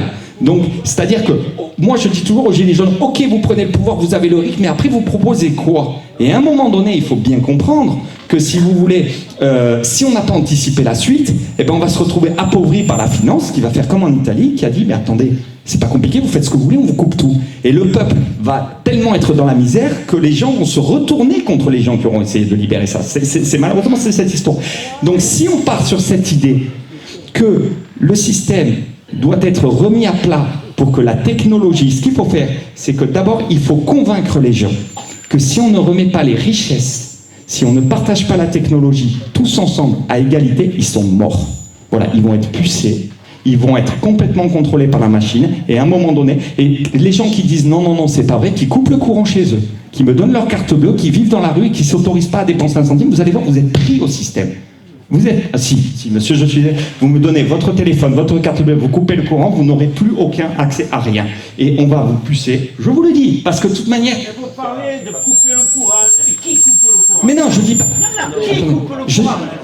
C'est pas une action... Je vous pose une question, répondez qui coupe le courant? Je n'ai pas dit qu'on coupe le courant, j'ai dit, monsieur, qu'on est dépendant d'un système. Je n'ai pas dit couper le courant. Non, mais là on est d'accord. Mais je vous dis, si vous me dites on coupe le courant, vous enlevez la carte bleue. Qui coupe le courant? Ah mais c'est à cause de toi, si tu le non, relances c'est pas... la solution. Non, mais monsieur, vous comprenez pas. J'ai dit, si vous passez du courant pour vous, à titre personnel, de la carte bleue... Je vais vous faire remarquer quelque chose. Allez.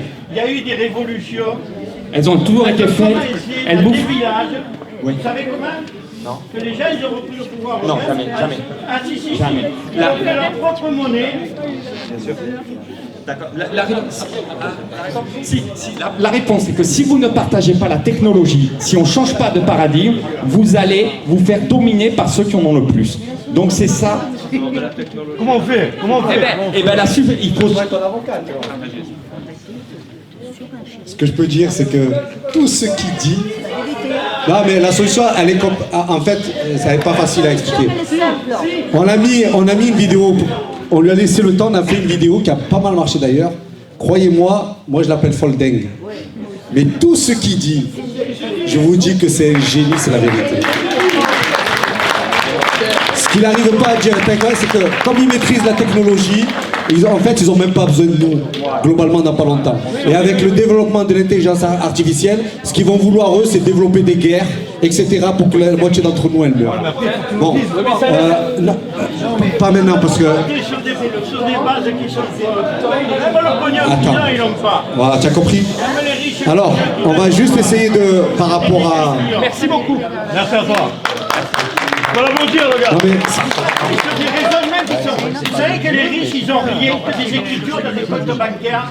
Est-ce qu'on vous l'a dit ça? Non, ce qui est bien en fait, c'est qu'il ramène à une dimension que le Gilet jaune n'a pas beaucoup exploité, c'est la réflexion et la réflexion profonde. Au Gilet jaune, on aime bien, on pose des barricades, on pose des palettes et tout. Mais moi, ce que j'aime bien chez lui, c'est qu'il nous redonne un peu de hauteur à tout ça.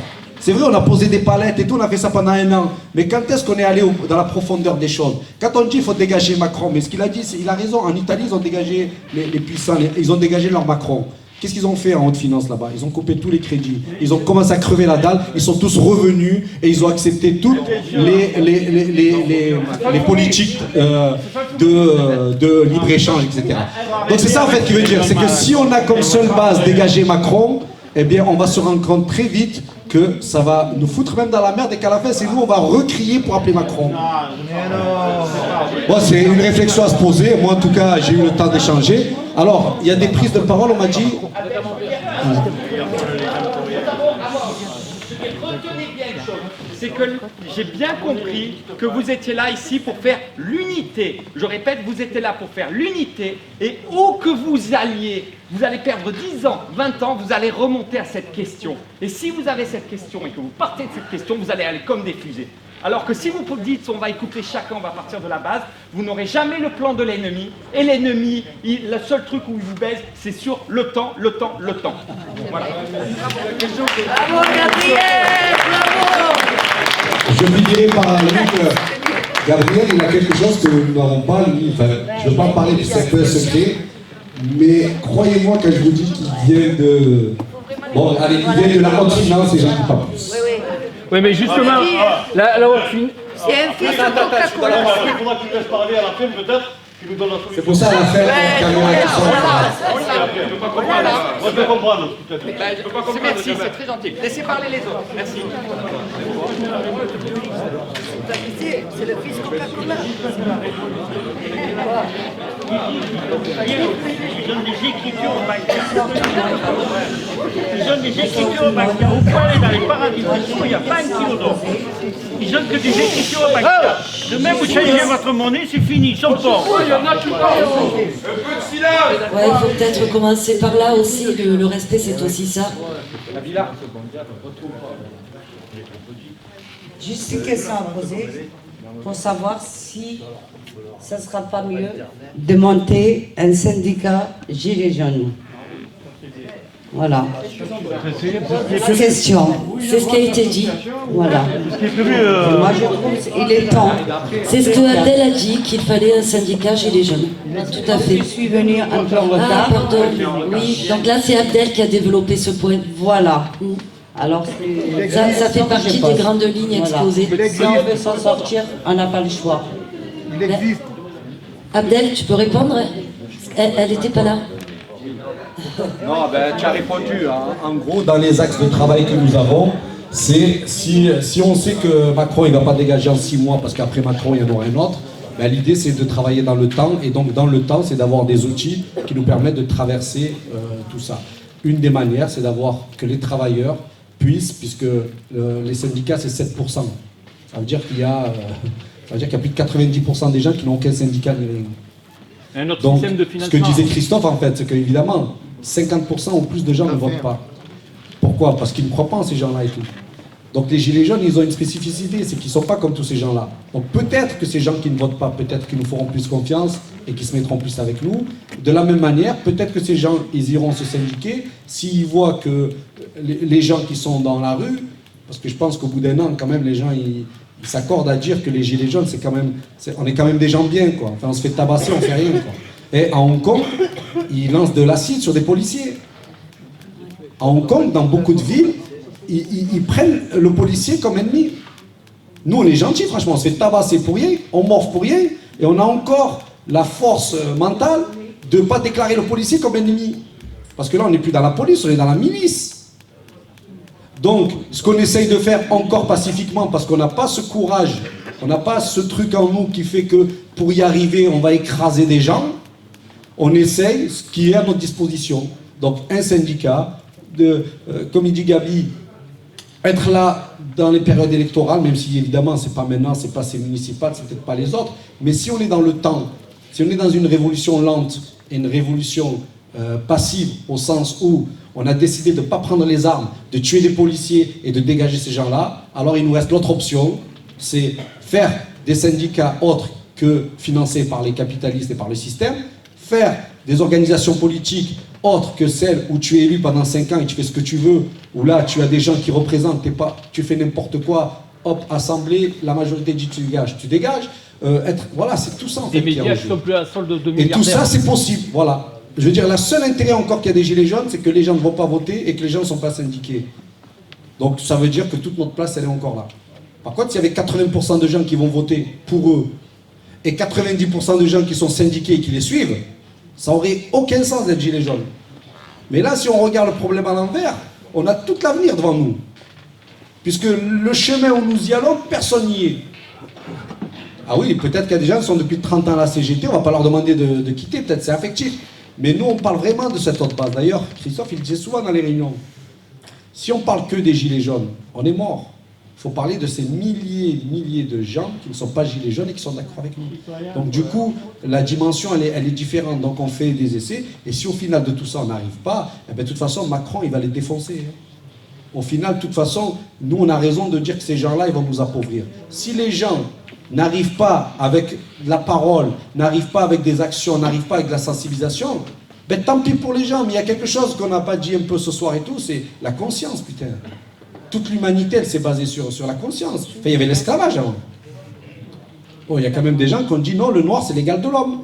Ensuite, maintenant, vous imaginez, ils ont osé. Les femmes, c'est l'égal de l'homme. Mais il y a quelque temps de ça, la femme, elle ne votait même pas.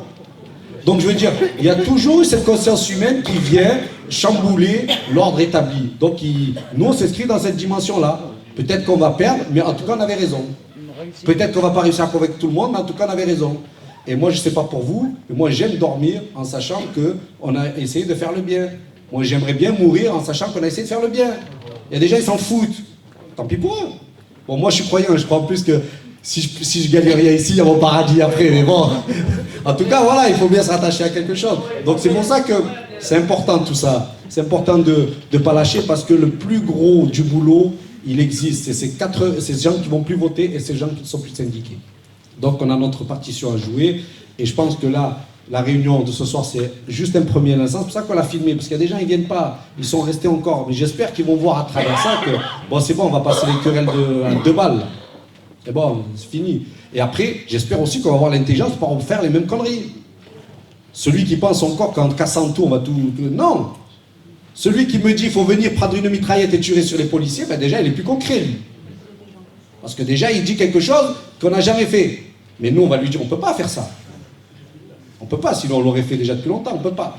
Donc nous, on va dire aux gens, puisque tu ne peux pas prendre une mitraillette et tirer sur tout le monde, tu peux peut-être soutenir un syndicat jaune pour que dans les négociations, ben, le patronat ne nous arnaque pas. Tu peux peut-être soutenir des gens qui vont se présenter sur une liste et dire que le système est pourri et proposer justement qu'il puisse être, qu'on puisse le dégager et surtout qu'il puisse mettre nos politiques qu'on a besoin. En gros, ben, les richesses que disait Gabriel qui sont tout pris par les puissants, ben, on va les chercher, les dividendes des actionnaires. Enfin, il y a des milliards. Je veux dire, l'année dernière, la France a été comme ça, mais eux, ils ont fait 57 milliards de bénéfices. On oublie un peu ça, voilà. Voilà ce qui reprend. Abdel, il y avait les banques et assurances citoyennes aussi qui se forment. Ah ouais, elle n'a pas parlé de ça. On n'a pas parlé des banques, c'est vrai, 2 mots juste, c'est que ça va même loin le projet, c'est de dire même d'avoir dans nos réseaux la possibilité de placer notre argent dans des banques qui sont gérées par nous avec une idée bonne. Alors, ça paraît fou, en fait non, c'est tout con. Il faut juste avoir de l'argent au départ et avoir la confiance des gens. Toujours une histoire de confiance. Active dans 6 mois. Et d'ailleurs, il y en a une qui est active, comme le syndicat Gilets jaunes, en parenthèse, il existe déjà en fait. Le syndicat Gilets jaunes, il existe déjà, il s'appelle les constructifs. Voilà. Donc il a été mis en route sur Bordeaux. Ils sont à 2500 ou 3000 adhérents aujourd'hui. Voilà, donc nous on n'a rien repris, on n'a rien inventé. En fait, on s'est dit au niveau national depuis un an, il y a plein de choses qui sont faites, on va aller prendre ce qui marche. Et il faut reconnaître aussi le travail qui a été fait par... c'est là que je pensais qu'il nous rejoindrait, c'est le travail qui a été fait par le vrai débat, où, je veux dire, il y a eu un travail de fond qui a été porté, où les revendications des citoyens sont remontées. Et je pense que la politique à venir le sera apportée via ce travail qui a été fait par le vrai débat. Voilà, tout simplement. Oui, moi je voulais simplement rappeler que le code de l'honneur, on en a un depuis le départ. On a une charte qui dit ne jamais trahir ses frères de lutte, oublier son ego, solidaire en toutes circonstances, avoir une parole indéfectible, n'avoir aucun intérêt personnel, respecter la liberté de chacun, œuvrer dans l'égalité et la fraternité, ne laisser aucun frère derrière, rester unis en toutes circonstances, communiquer toujours dans la vérité, la bienveillance. Déjà, cette charte qui est là depuis le début, si simplement on avait réussi à la mettre réellement en actes et pas seulement en mots sur un morceau de papier, oui, on aurait avancé beaucoup plus fort. Donc, c'est pas forcément tout reconstruire à zéro, c'est retrouver les essentiels qui nous ont fait descendre dans la rue. Tout simplement, parce qu'au départ, on était unis, on était ensemble et on était heureux de l'être. Deuxième chose, on parle là donc, des syndicats et de la politique. C'est des choses, il faut quand même aussi comprendre que si on est tous descendus, c'est parce qu'on en avait marre de tout ça. Parce que la politique est corrompue, parce que les syndicats se sont fait corrompre au fil des années, et qu'on marche encore avec des systèmes pyramidaux où à chaque fois, la base est à la solde de la tête et n'a pas réellement son mot à dire.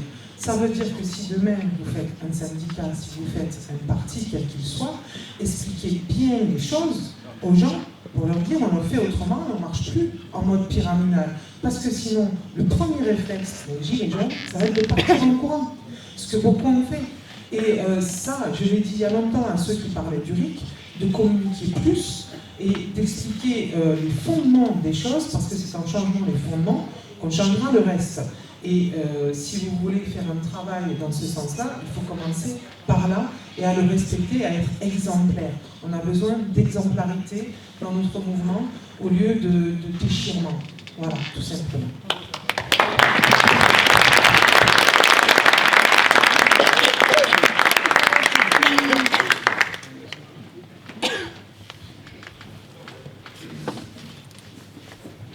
Bonsoir à tous. Bon, j'ai bien écouté les uns les autres papoter, on va dire ça comme ça. Bon, je connais Gabi, je connais Abdel, mais vous, messieurs, vous m'excuserez, je ne vous connais pas. Voilà. Est-ce que, moi j'ai vraiment une question à poser concernant le sujet. Est-ce que vous êtes prêts à engager vos paroles d'honneur que vous ne reviendrez pas en arrière pour les guéguerres? S'ils sont là, je pense qu'ils répondent à la question. Voilà. S'ils sont là, c'est qu'ils répondent déjà à la question. À poser.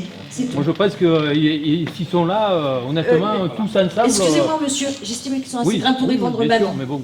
Voilà. Il nous a bien représenté. Voilà. Je pense que ce que j'ai exprimé, je l'ai... Vous pourriez vous lever, s'il vous plaît, comme vous voyez. Si ça vous fait plaisir. Ben oui, moi je vous vois, je ne vois pas votre dos. Voilà, tout simplement. Donc j'ai eu une... comment dire? C'est pas une attaque. Je me suis défendu. Envers un seul... Non, envers un seul gilet jaune, c'est Abdel qui est ici présent. Nous avons eu le loisir de nous expliquer il y a une semaine en arrière.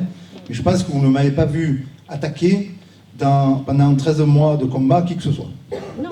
Voilà, donc non, ma question, je vous dis aujourd'hui, moi, mais aujourd'hui, si je suis venu ici, c'est dans un objectif, et je l'ai dit à certaines personnes qui sont venues me voir dans la salle, c'est soit on est là pour construire, soit franchement, je perds mon temps. Voilà, j'ai autre chose à faire. Donc aujourd'hui, pour moi, les compteurs sont à zéro. Par contre, il y a eu énormément de travail de fait par des groupes totalement différents sur l'ensemble du territoire national et même hors territoire national.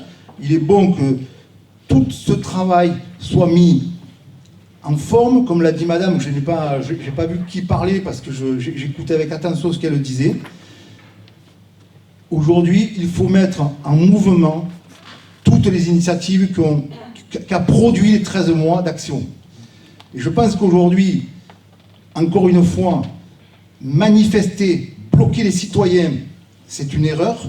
Je ne l'ai pas dit tout à l'heure, mais c'est une erreur parce que nous avions 70% de personnes qui nous soutenaient à un moment.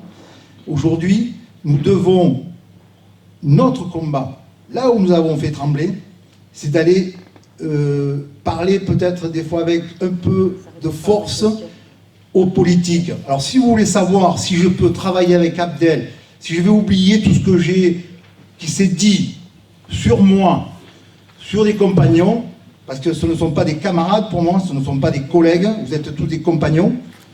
Donc oui, je vous en fais le serment, qu'à partir du moment où, si jamais on doit m'attaquer encore ou attaquer qui que ce soit, je le défendrai jusqu'à une certaine hauteur, et je préférerais me retirer du mouvement, m'occuper de ma famille et de mon avenir, parce que je ne suis pas là pour des guerres d'ego et mon histoire personnelle.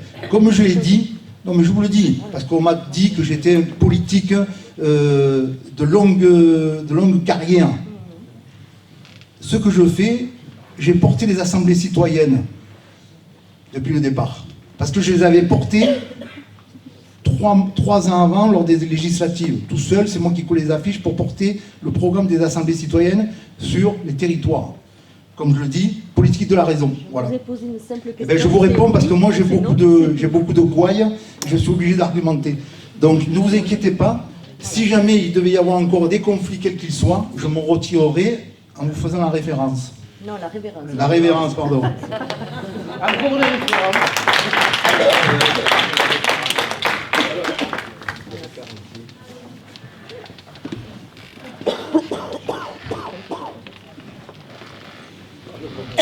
Je vais pas la répondre. Bonjour à tout le monde, bonsoir. Je vais faire très court et simple. Pour ceux qui me connaissent, ceux qui savent par quoi je suis passé et ce que m'a fait vivre le mouvement des Gilets jaunes, c'est-à-dire de grosses difficultés physiques. Aujourd'hui, j'ai juste envie de vous dire déjà quelque chose pour tous vous rassembler, parce qu'on ne l'a pas assez entendu ce soir, c'est merci. Merci d'être là, merci de continuer à y croire, parce que moi, la seule chose que j'ai au fond de mon cœur et de mon corps, c'est que si vous êtes là ce soir, c'est que déjà vous y croyez encore. Et ça, il faut que ça soit efficient, il faut que ça soit évident pour tout le monde. Derrière, on entend M. Chalençon, on entend Abdel, on entend Maître Salmeron, on a entendu d'autres personnalités dites des Gilets jaunes. Ne vous inquiétez pas, si ces personnes partent, la flamme qu'il a, M. Chalençon, dans ses yeux, on l'a tous dans le cœur, on l'a tous au fond de nous. Alors maintenant, effectivement, il y a des choses qui ont été dites ce soir et qui peuvent faire avancer les choses. Parlez-en autour de vous, oui, mais avec modération, parce que vous pouvez aussi faire beaucoup de mal aux Gilets jaunes. Je le sais, j'en suis le premier à en avoir fait les frais, c'est-à-dire que quand j'ai dit que j'étais blessé, qu'on m'avait fracassé, etc., eh ben, la première réaction des gens, dans 80% des cas, c'est de me dire « mais vous l'avez cherché, monsieur ». Voilà, donc ça, on ne peut pas l'accepter, ça nous fend encore, ça nous fend le cœur, mais on est toujours là, on a tous vécu ces distensions, et effectivement, les lieux de vie, c'est les premiers endroits qu'il faut qu'on réinvestisse. Alors, lieux de vie qui soient sur un rond-point, dans une salle des fêtes, dans un local où il y aurait des visées syndicales, des visées politiques, des visées associatives, des visées, ce que vous voulez, il faut qu'on réinvestisse tout ça, mais il ne faut pas qu'on le fasse n'importe comment. Faites attention au message que vous passez, montrez que vous avez un cœur avant tout, parce que je pense qu'aujourd'hui, ce qui nous fera tous avancer ensemble, c'est pas la politique, c'est pas les syndicats, c'est pas l'envie de vivre dignement, c'est notre cœur, c'est notre côté humain, on a une âme. Voilà, laissez parler cette âme qu'on cherche à éteindre, qu'on cherche à écraser, tout le temps on continue. Nous sommes tous humains, croyants, pas croyants, de gauche, d'extrême gauche, on s'en fout. On s'aime tous les uns les autres parce que je pense que personne ce soir ici dans cette pièce serait capable de laisser mourir quelqu'un au bord de la route, ou de laisser mourir de faim, ou de ne pas tendre une pièce d'1 euro, de 20 centimes, de faire un petit geste. Et vous avez déjà cette noblesse d'âme, alors vous avez l'essentiel. Continuons à nous battre, merci de votre écoute.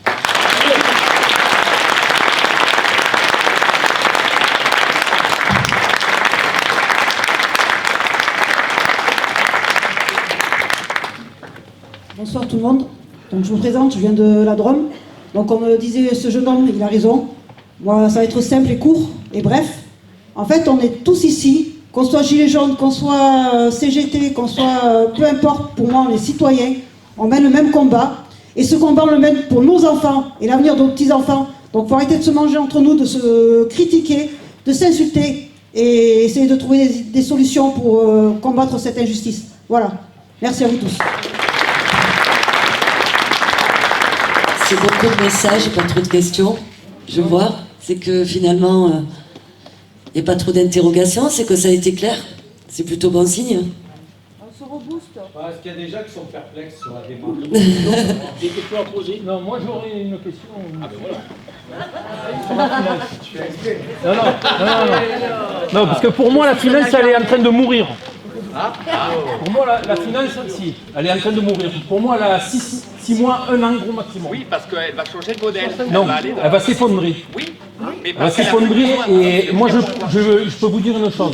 C'est qu'il y a eu une loi qui a été passée après 2008. Pas beaucoup de personnes ont fait attention. C'est qu'en 2008, on a pris de l'argent et on a augmenté la dette. C'est plus le cas. Là, ils ont une seule visée. Je ne sais pas s'il y en a qui en ont, mais les assurances vie, ils ont intérêt de s'inquiéter des gens qui ont de l'assurance vie. Il y a 2100 milliards qui dorment et Macron veut faire main basse dessus. Il faut vous mettre ça dans la tête. Il n'a qu'un objectif, c'est ça. Macron, il n'a pas peur de nous. Vous savez pourquoi? Parce qu'il y a des milliardaires derrière lui. Il y a des milliardaires et il leur doit l'élection. Et le problème, c'est que eux lui font peur. Tant qu'on n'aura pas fait changer ça, que ce ne sera pas nous qui lui ferons peur, on n'y arrivera pas.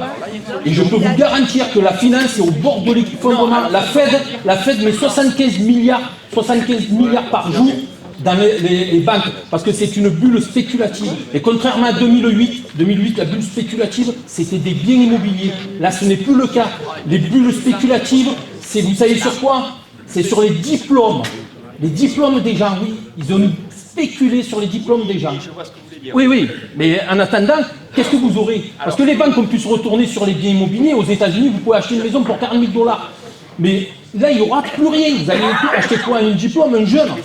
Oui, mais je suis d'accord avec vous sur l'intelligence artificielle. Le problème, c'est que la même base qu'ils veulent faire là, à l'heure actuelle, celle qu'ils ont besoin de suite, c'est les 2100 milliards qu'il y a qui dorment dans les comptes. Sur les comptes. Oui, mais là, je peux vous dire que notre meilleur recruteur, ça va vous paraître bizarre, mais ça sera Macron. Parce que le jour où il va mettre main basse sur les 2100 milliards d'assurance vie, je peux vous dire que du monde, on va en avoir. On va en avoir. Et je peux vous dire que c'est pas dans 2 ou 3 ans. Pour moi, c'est dans 6 mois ou 1 an. Parce que la finance est au bord du bout. C'est pas le plan qui est prévu. Mais vous savez, il y a un truc qu'ils ne peuvent pas prévoir. C'est l'être humain. Ça, on peut compter. Ça, c'est le facteur X qui leur échappe. Et les gilets jaunes, je peux vous garantir qu'ils leur échappent. Parce qu'on dit, c'est vrai que dans le Vaucluse, on s'est mangé un peu entre nous. Mais je peux vous garantir qu'ailleurs, le problème, c'est qu'on a les médias qui sont à la solde de 9 milliardaires. Et ça, il faudra le changer. Ça, il faut trouver une solution. D'ailleurs, on a des médias alternatifs qui sont apparus, et ça, c'est une bonne chose. Ils sont là ce soir, d'ailleurs. Oui, et c'est eux qu'il va falloir mettre en avant à nos proches. Parce que c'est vrai, moi, j'ai ma mère, elle regarde encore BFM, elle regarde encore LCI. Malheureusement, je lui montre des vidéos de ce qui se passe, parce que vous regardez, les gilets jaunes, on est 100 dans la rue, voilà, par rapport à BFM ou LCI, on est une centaine. Alors que c'est pas le cas. Vous allez sur Montpellier, Bordeaux, Toulouse, Rouen, Rennes, c'est toujours, même sur Paris. J'ai vu dernièrement une vidéo d'un journaliste indépendant qui pensait qu'il n'y avait plus rien. Il était en train de boire le café à 2h de l'après-midi à Paris et il s'est rendu compte qu'en fait il y avait une manifestation où il y avait des dizaines de milliers de gilets jaunes encore. On occulte tout. Alors on a une répression policière, mais on a aussi une répression médiatique. Christophe en a fait les prix, il a été les voir. C'est des gens, c'est des loups.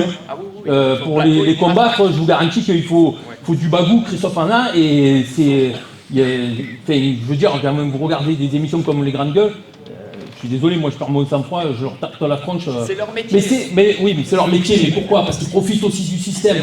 À Christophe, je disais, il ne faut pas attendre d'avoir des stars qui nous rallient, parce qu'ils ne viendront pas.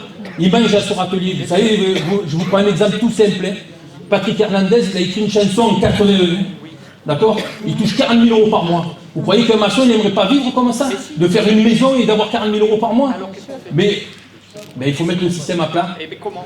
Eh bien c'est facile. Et déjà, est-ce que vous savez que quand vous achetez un disque dur vierge, un CD vierge, une clé USB vierge, vous avez 80% de taxes qui vont à la SACEM. La SACEM reverse cet argent aux ayants droit, c'est-à-dire Patrick Hernandez, des trucs comme ça. Donc, à un moment donné, n'attendez pas que ces gens-là viennent vers vous, c'est pas possible. C'est le hors-marché. Oui, je suis d'accord, mais je rejoins ce que vous dites. Mais moi, contrairement à vous, ça y est, tu vas chauffer. non, mais je pense que moi, contrairement à lui, l'économie va s'effondrer. Alors, je vais essayer de répondre très rapidement. Merci pour cette intervention. Déjà, n'ayez pas peur sur vos petites économies, on n'y touchera pas, c'est ça qui tient le pouvoir politique. Tant que vous voulez garder vos petites économies alors que le capital va plus vite que le travail, on vous les laisse, ça vous donne l'impression d'avoir quelque chose et ça vous tient. Donc ça, on n'y touchera pas. Après, ce qu'on est en train de voir en ce moment, c'est que l'intérêt de l'État, c'est-à-dire que la finance est en train de refinancer l'État. Et ça s'est passé avant chaque guerre. Guerre de 14-18 pour le pétrole, pour faire rentrer dans la nouvelle technologie du pétrole. Guerre de 40 pour la nouvelle technologie informatique, l'arrivée de la télévision, l'affaire de l'ère industrielle. Et nouvelle technologie de l'humain qui est en train d'arriver. Donc on est en train de... La finance, elle est là. Elle arrive au bout du système. Les gens qui me disent on va aller bloquer le Leclerc, le Carrefour, tout ça, allez-y, vous perdez votre temps. Ils n'attendent que d'une chose, c'est de fermer. Ils ont rapatrié tout sur l'intelligence artificielle, ce modèle-là est fini. Et ils savent très bien que de toute manière, le système va éclater, la révolte est mondiale. Donc maintenant, pour répondre à une dernière question, vous parlez des gens de cette différence, le pouvoir ne vient que quand vous imposez le marché aux gens de vous soumettre au marché avec des salaires faibles, quand vous n'avez pas à être dans le marché parce que vous avez les moyens de production ou vous avez hérité de quelque chose. Si on ne partage pas ça à équité dans un nouveau paradigme, on va toujours être dans la prédation ou dans la vitesse ou dans la technologie pour écraser le voisin. Le secret, il est là. Et ça peut unifier les gens. Ça peut faire l'unité parce que les gens vont dire si on ne partage pas le travail et les qualités intellectuelles à égalité, elles vont être prises par la technologie et elle sera maîtrisée par les gens qui ont plus d'argent. Et l'humain va disparaître. Oh, tu as fait vite. Oh, bravo. Ouais, faut l'applaudir là.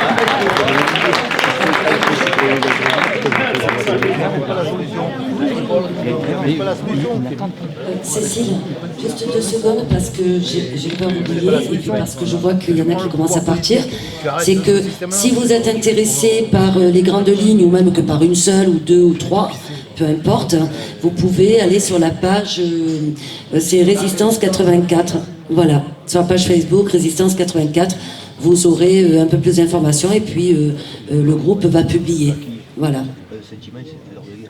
C'est bon. Merci. Je voudrais dire un mot là. Monsieur là qui croit que l'argent, les riches, ils ont rien les riches. Ah, ils ont rien. Ils ont des écritures sur un compte bancaire. Ils ont que ça. Ils ont que ça.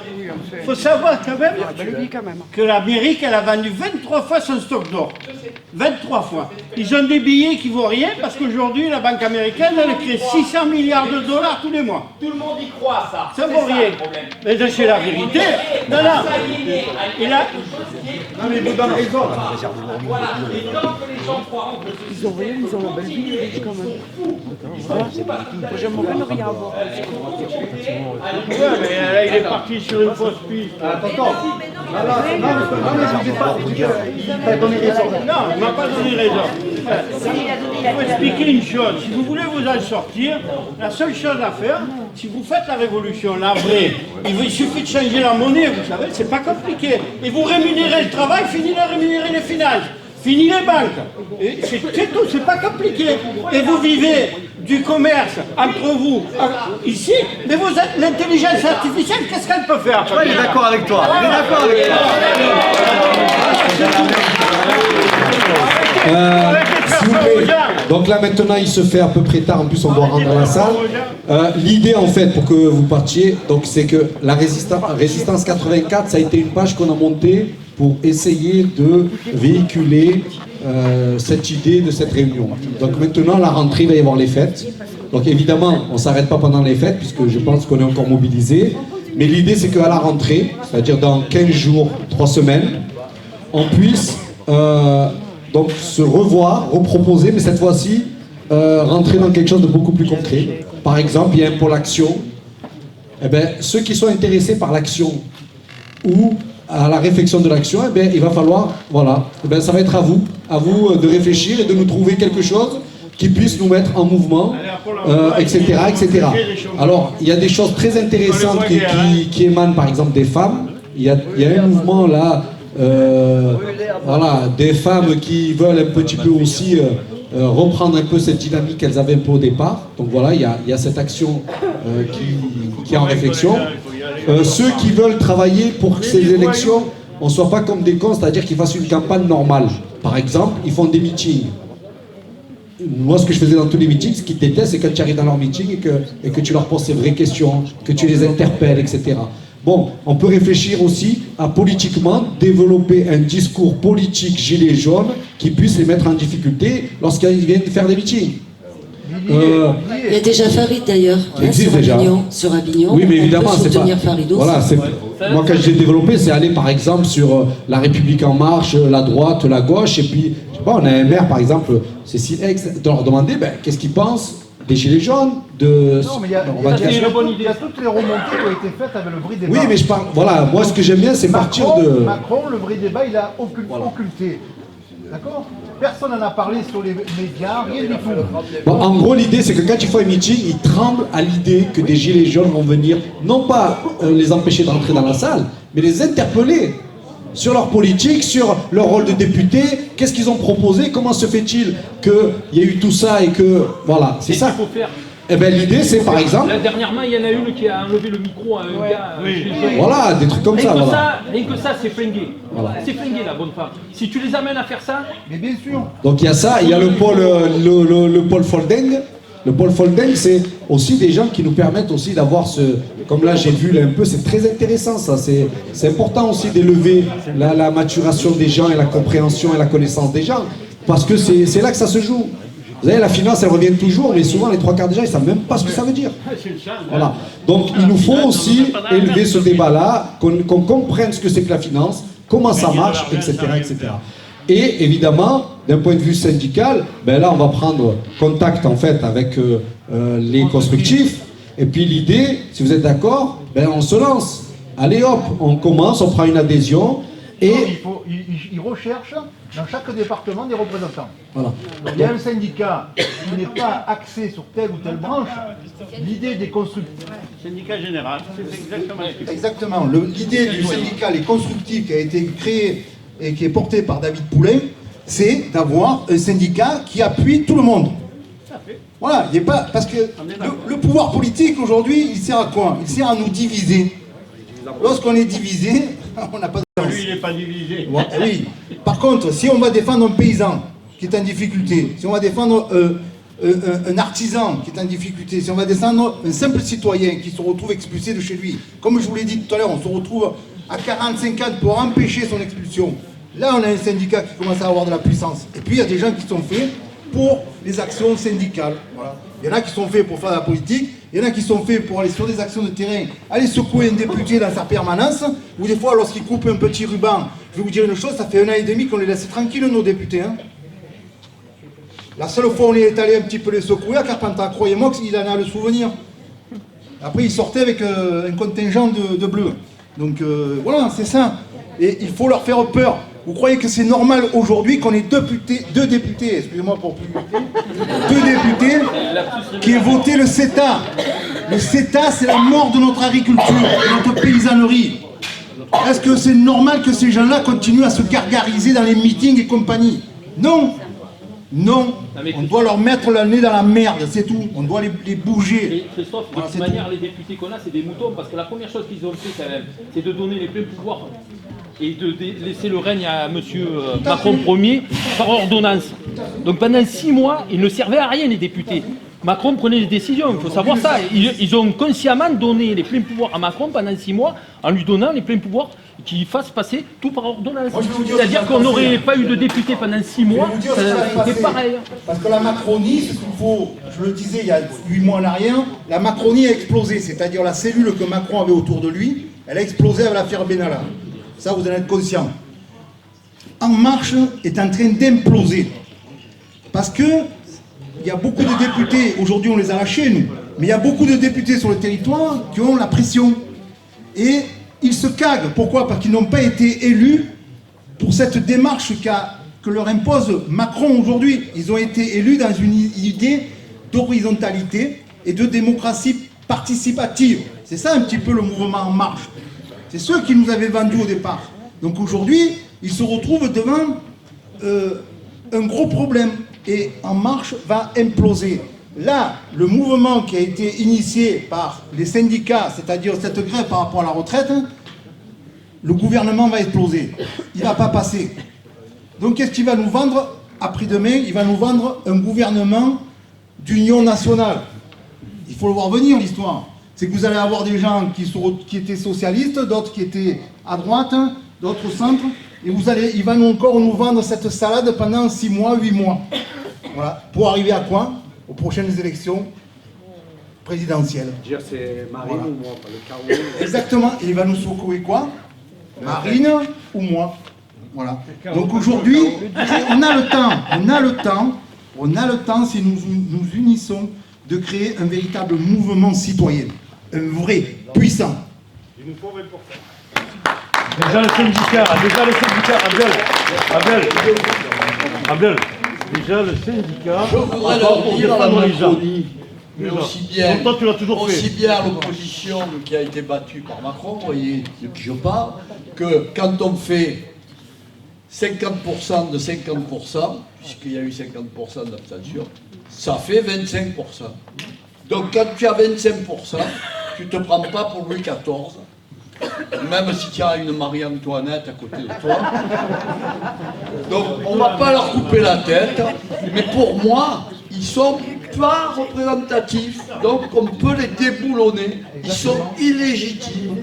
Les syndicats sont en train de leur montrer, on a besoin d'eux, même si on n'est pas allé les Pour les chercher. reconstruire. Voilà. Non mais les syndicats à la base, les têtes, les Bergeons et compagnie, ils sont dépassés par leur base. Donc on va les déboulonner et ils vont s'effondrer. Après la finance mondiale, ça c'est un gros morceau. Mais ils sont derrière, c'est eux qui sont derrière. Mais pour moi, la Macronie, elle vit le commencement de sa fin. Tout à fait. Bravo. Ben voilà, bon, Christophe a eu. Donc ça c'est l'idée générale. Voilà, on va vous laisser maintenant mûrir tout ça dans votre tête. Et nous, ce qu'on a besoin juste, c'est que voilà, de dire au départ, on a été à l'initiative, voilà, pour montrer un petit peu cette voie. Et que voilà, maintenant il faut que chacun joue son rôle. Et il ne faut pas refaire la première connerie qu'on a eu au départ, c'est-à-dire que dès que les gens ils ont essayé de coordonner quelque chose, ils se sont fait défoncer. Ça, il faut vraiment qu'on grandisse là-dedans. Si c'est obligé, tous les mouvements ils marchent comme ça, le monde marche comme ça, il y a toujours des gens qui seront plus dynamiques que d'autres, il y aura toujours des gens qui seront plus orientés que d'autres. Donc il faut qu'on accepte cette idée de ne pas refaire les mêmes conneries qu'on a fait au départ. Donc, on invite vraiment tout le monde à prendre sa part. Celui qui a envie de prendre part, il faut qu'il vienne. Et il ne faut pas reprocher à ceux qui ont envie de prendre part pourquoi ils veulent prendre part. Voilà. Ça, c'est une fois qu'on a réglé ce problème-là, on aura réglé beaucoup. Pourquoi? Parce qu'on ne verra plus celui qui vient parler au nom des Gilets jaunes, on ne le verra plus comme quelqu'un à abattre. Voilà. Et ben, moi, je pense qu'une fois qu'on aura réussi dans le repli, et c'est pour ça que Sophia, c'est bien, parce qu'elle arrive un petit peu à chapeauter ça, parce que Sophia, pour l'instant, même là, on commence à lui trouver des défauts, quoi. Ouais, mais, Abdel, même là, on commence à la critiquer. Parce que j'en ai beaucoup, faut dire. Non, mais, Abdel, d'accord. il y a un truc aussi qu'il faut penser. Jusqu'à présent, je pense qu'il y en a beaucoup qui ont découvert ce mot avec Facebook, les trolls.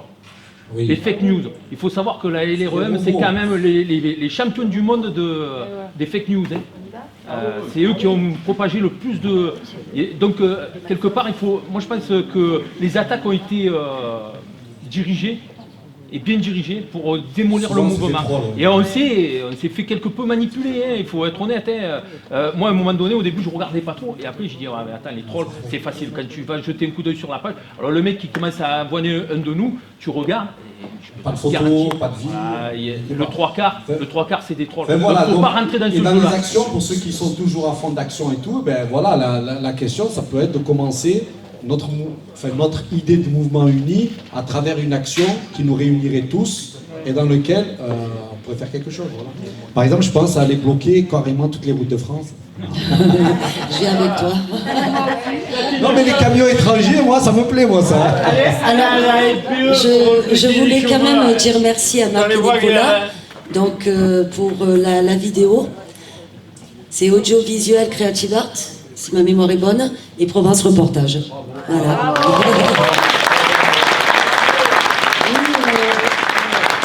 Parce que je m'aperçois qu'on m'a pris comme présentatrice, je me suis fait avoir du début à la fin, je me suis fait exploiter. Non, en tout cas, merci à tout le monde d'être venu, pour vous tous, pour nous tous. Et moi, je voudrais qu'on se lève tous pour Maître Sophia et Maître Farid, qui ont toujours été là et qui ont toujours intervenu, que ce soit à minuit, à 1h, à 2h du matin, et qui nous ont sortis de la merde quand on était vraiment dans la merde.